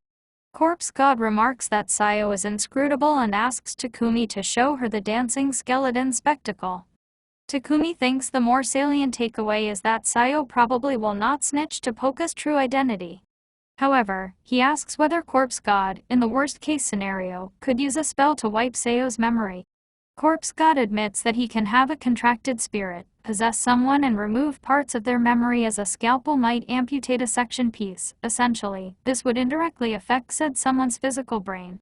All this adheres to a different school than Jeldwood's brainwashing and forced confession spells, but none of it is significantly hard to do, explains Corpse God, to humans on his world. He is hesitant to try such methods on humans of this world lest they differ from humans on his world, for, even if they only slightly differed, a slight mistake with the spell could break the targeted human. Takumi supposes they had better not risk doing that, only to be perturbed when Corpse God muses that, with enemies, cutting corners and destroying their minds could make things easier. Takumi apprehensively asks if Corpse God messed with the memories of the goons who comprised the human knot. Corpse God insists that he held back so that the men will not be completely broken, at which Takumi states, "Man, sometimes you scare the crap out of me." Blushing, Corpse God admits that he is somewhat glad to hear Takumi say sometimes. Takumi reminds Corpse God that he was not killed like Misaki was and looked toward Misaki, only to realize she has absconded. In the shower room, a mortified Polka blushes and ducks under discarded clothes, as his half-niece, Sayo, walks past him to a shower head, under which she asks if Misaki needs something. Misaki pins her to the wall and asks if she did not wonder who killed Polka. And if she did not, was that because she already suspected the killer's identity? Sayo replies that she would rather discuss sharks, but Misaki presses the issue. What would Sayo do if she told Sayo she killed Polka? Sayo pins Misaki to the wall, and hypothesizes not only that Misaki wishes for someone to condemn her for what she did, but that Polka forgave her for murdering him. Sayo says Polka is the gentle type who would see a man-eating shark killed at the movies and exclaim that he felt bad for the shark and its victims. Assuming Misaki still has yet to make peace with Polka's forgiveness, Sayo says Misaki probably wants Sayo to assail her as part of her atonement. Sayo declares that she shall not assail Misaki and instead forgive her despite her slyness. Misaki joins her, sitting on the edge of the shower room, and remarks that she would make a great detective, though she wonders why Sayo does not seem to be scared of the assassin who slit Polka's throat. To her initial befuddlement, Sayo replies that no one who likes shark movies is a bad person, emphasizing how she enjoyed discussing shark movies with Misaki and that no bad person could have participated in such a discussion. "You may have slit my relative's throat, but sharks will forgive you." Polka, shell-shocked by the evidence that his relative has more of a screw loose than he'd thought, decides to pretend he heard nothing of the shower conversation. Sayo belatedly acknowledges Misaki's rescue of Kazuki Shinoyama and Shizuki Shinoyama as her second reason for forgiving Misaki, although it doesn't count for much. Misaki laughs helplessly at the notion that, for Sayo, rescuing her younger siblings was an afterthought and admitted that she is speechless. Sayo encourages her to speak about sharks. Misaki nuzzles Sayo's cheek after she and Sayo return to the common room, explaining to Takumi and Corpse God that she had screwed up when she attempted to ascertain whether Sayo had commissioned the hit on Polka. Nevertheless, she has concluded that Sayo is innocent. Takumi, miffed, indignantly retorts that the only thing Misaki proved is that Sayo is out of her goddamn mind. He remains baffled by Sayo's logic when Sayo says that she is too shark obsessed to bother hiring someone to murder Polka, so Sayo clarifies that she would have converted Polka into shark food had she killed him. Takumi reluctantly laments that this is a convincing argument before noticing that Sayo is holding Polka the plush and plucking it from her hands, saying, "Don't tell me you took him into the bath." Sayo replies that she did not take him into the bath, and apologizes for borrowing the plush without asking. With some sympathy, Takumi remarks to Polka that Polka must have had it rough, living with a family such as this, only to exclaim, "You didn't know." When Sayo says that, although she aspires to make all sharks her family, she has not met this shark plush before. Takumi's explanation that the shark plush is Polka bowls Sayo over. Sympathetically like before, Takumi acknowledges that it must be uncomfortable to learn your relative saw you changing, but that is not what has Sayo all agog. She says she thought that two souls were fighting for control of Polka's body, just as Rose and Shinoyama had thought. Corpse God interjects, but more importantly, how could one of her relatives become a shark instead of her? She volunteers her body for Polka's possession in exchange for herself being sharkified. Polka decides to let sleeping sharks lie. Takumi asks Corpse God what their next move is, given the symbol's clear significance to him.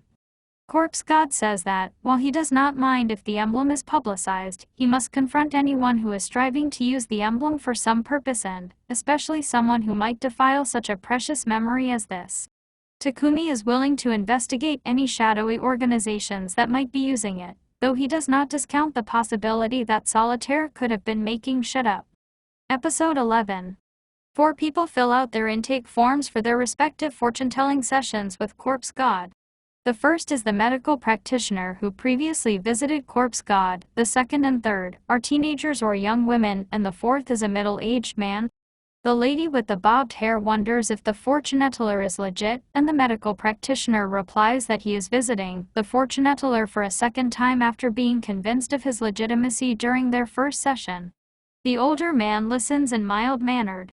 Corpse God pulls on his fortune-telling garb and asks if Takumi Kuruya learned anything about the emblem.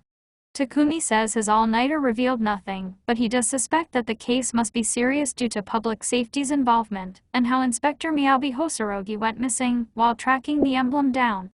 Hosorogi corrects him, they got Hosorogi right before he got them, though the rest is as Takumi and Corpse God understand it to be.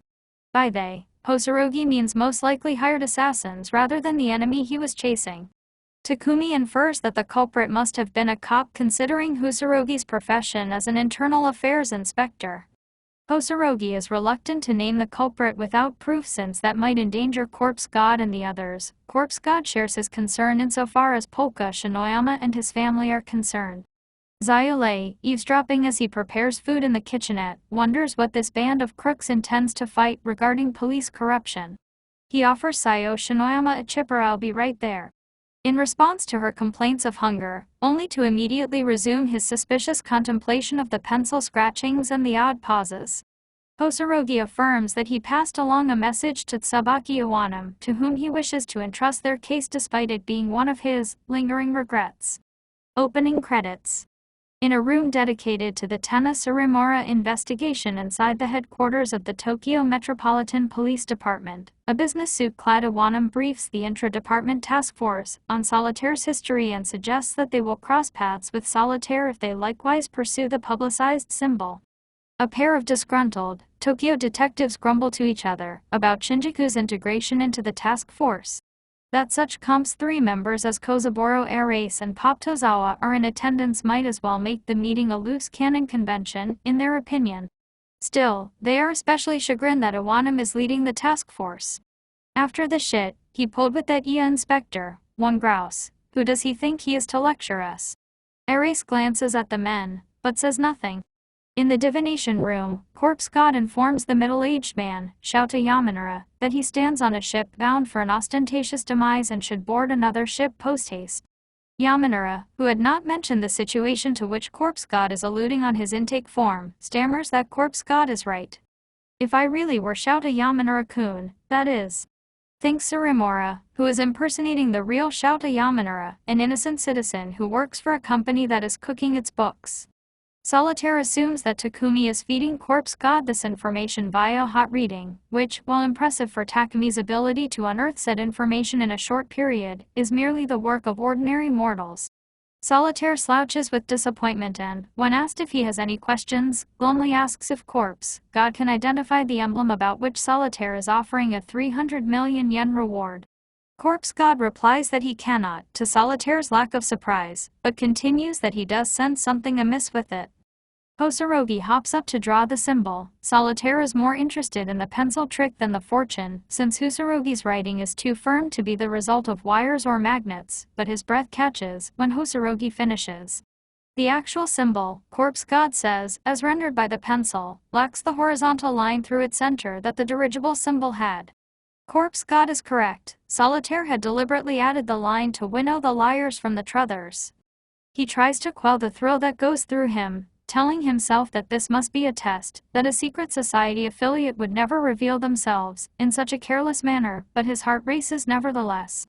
This move was careless, in Corpse God's private, independent opinion.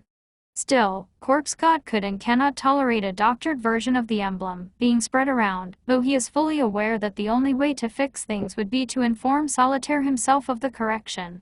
As Yamanura stands to leave, Corpse God asks him if he knows a girl with pigtails who uses a wheelchair. Staring at the girl's spirit with his evil eye, he says that even though the girl's speech is incomprehensible, the girl is evidently distressed by the path that Solitaire treads.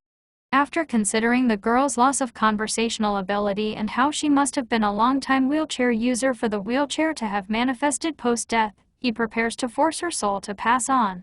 Having momentarily frozen, Solitaire remarks that the girl must be his guardian spirit and that he will face her if he remembers anyone of that description. Corpse God decides to let the soul be. On the other side of the door, Solitaire wonders how a fraud could know about her. Solitaire exits the building to find drizzling rain and the two girls from before preparing to weather it.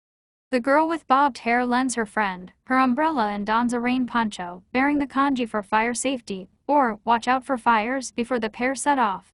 Solitaire notices and questions fire-breathing bugs' aesthetic tastes. Above him, Corpse God considers the strange coincidence of two people asking the same question in a row. After the Solitaire Task Force meeting's conclusion, Erase fetches himself and Iwanam 2 cans of black coffee and informs him that 100 investigators are patrolling the streets, while others are checking surveillance cameras, thus restricting the number of places wherein Solitaire can move.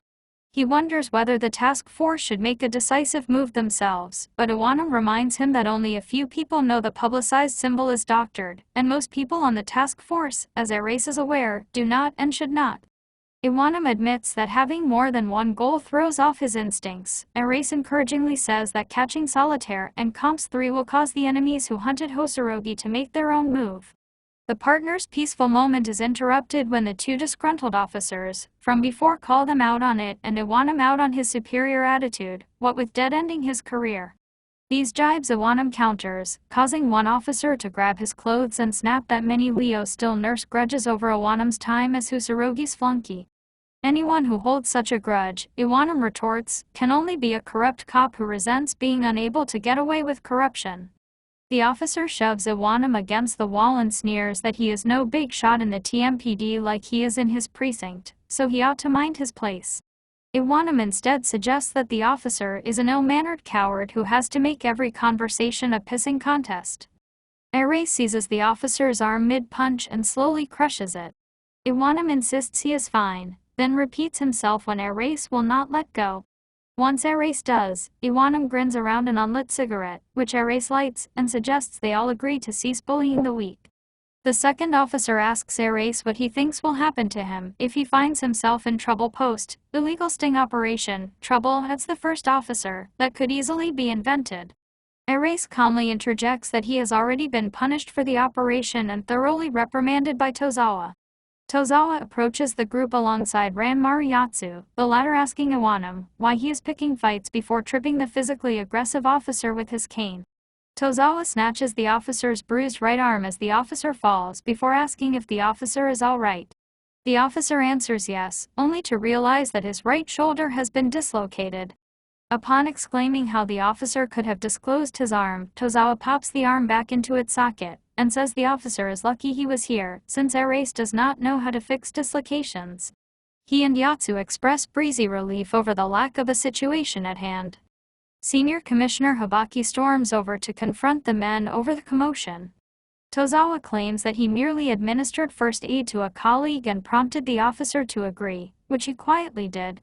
Hibaki asks Iwanam for an explanation as the disgruntled officers walk away.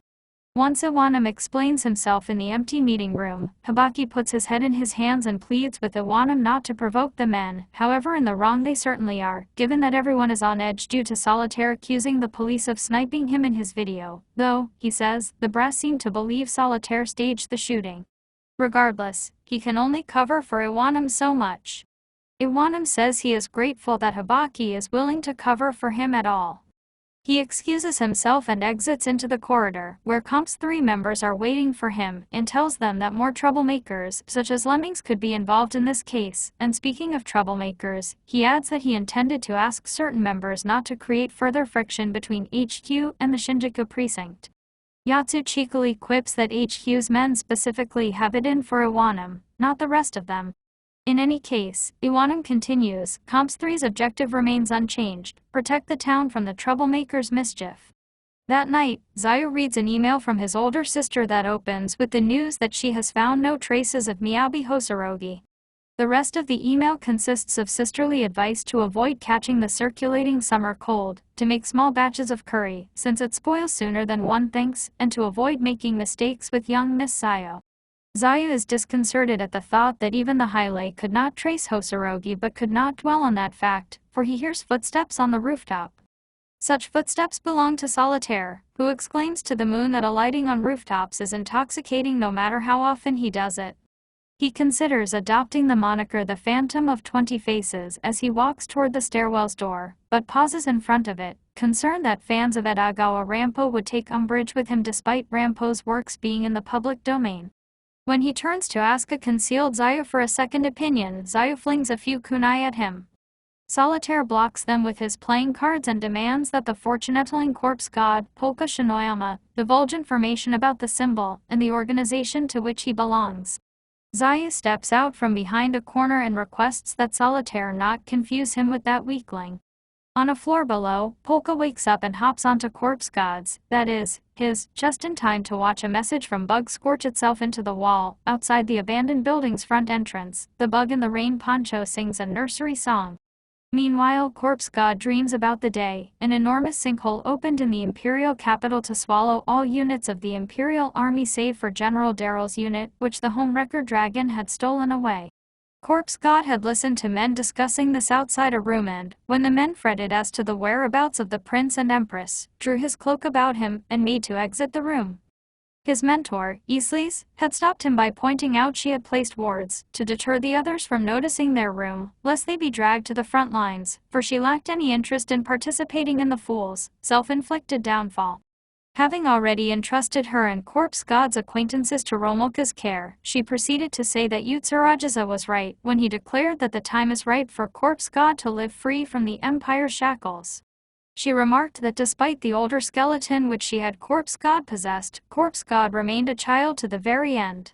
Unlike most others, she added, Corpse God has unlimited time to grow up, so he ought to learn to treasure those with limited time. The dream shifts to the deaths of Corpse God's found family of 5. Corpse God hopelessly asks that his mentor forgive him for failing to protect the mortals or forgive those who killed him. He flees from the world, ashamed to face anyone from the Empire ever since he became the world's enemy, yet as he collapses with despair, the Emperor clasps his hands. He affectionately calls his friend as dim-witted as ever. At the sensation of Polka's plushy flipper smacking his face, Corpse God wakes and discovers the following English message burned into the common room's wall. This world is a buggy program. Are you a termite?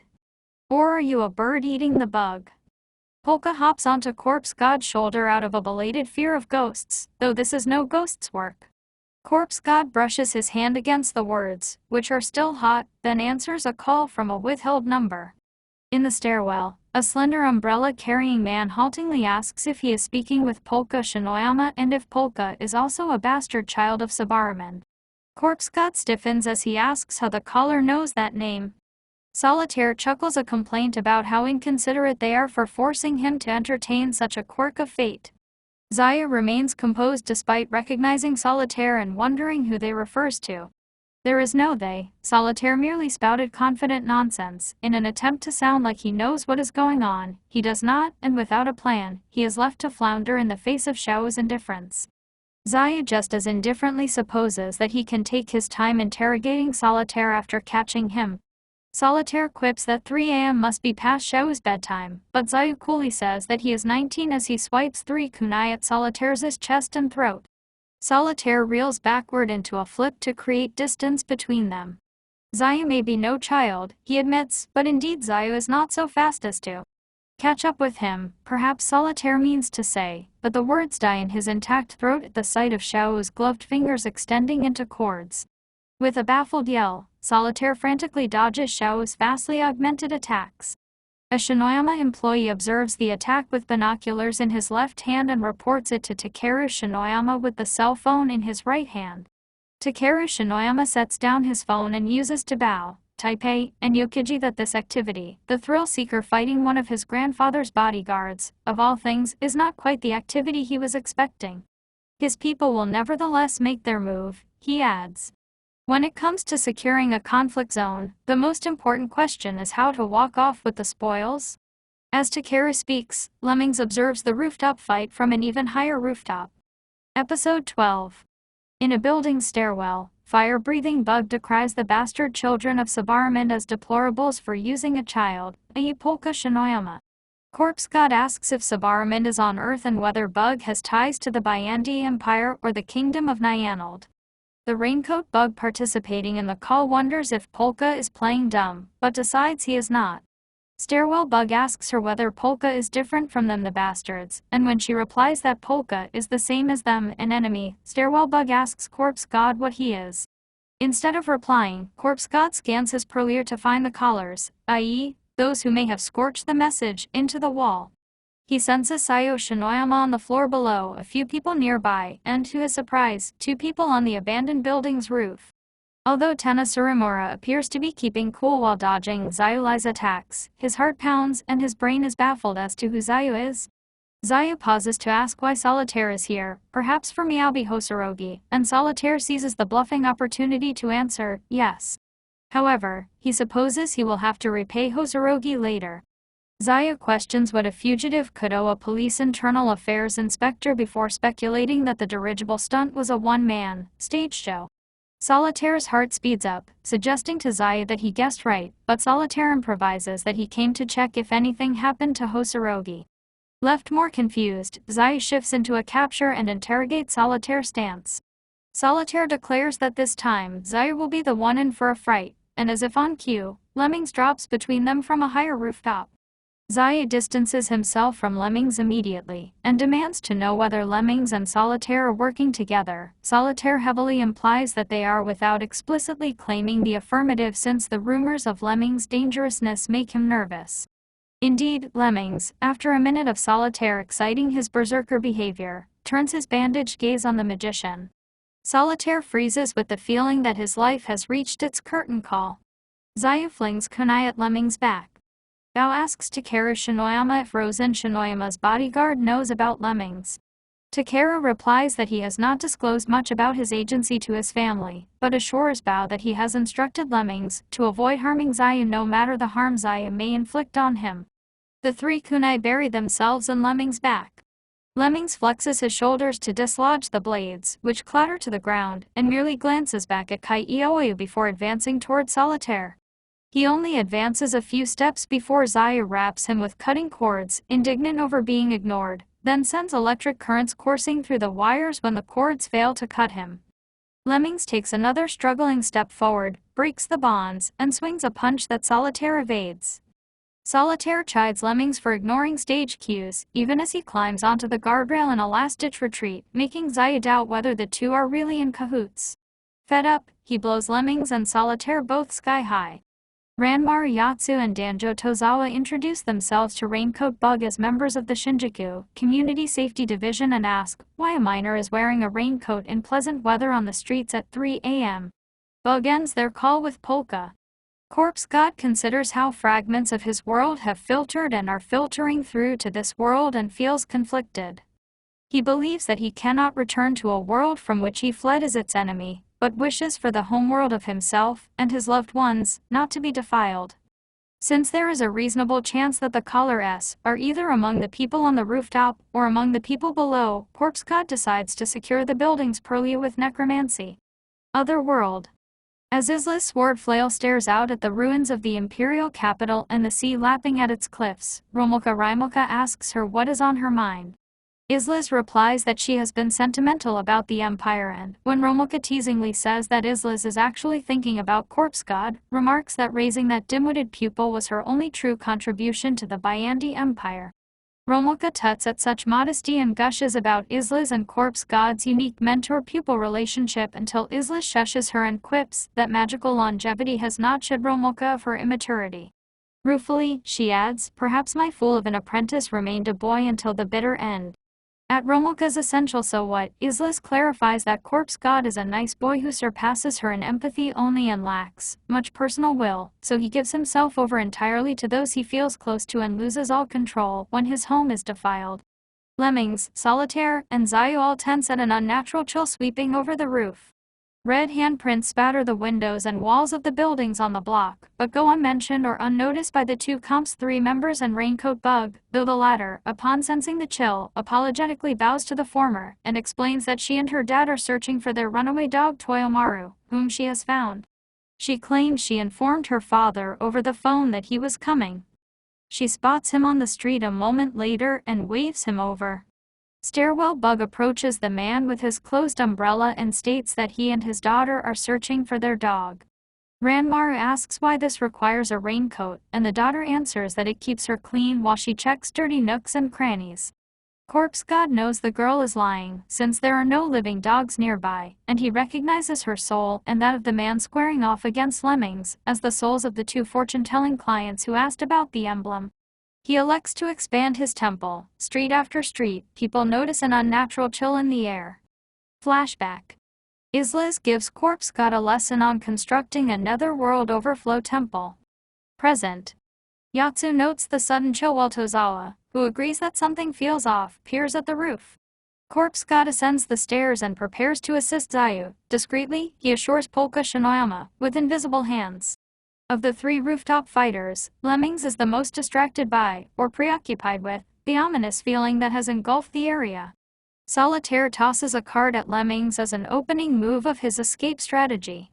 The card halts and crumples before it touches Lemmings, who, alongside Zayu, indicates that he did not do that. Invisible hands proceed to spin and trip Solitaire and attempt to hold Lemmings back as he advances.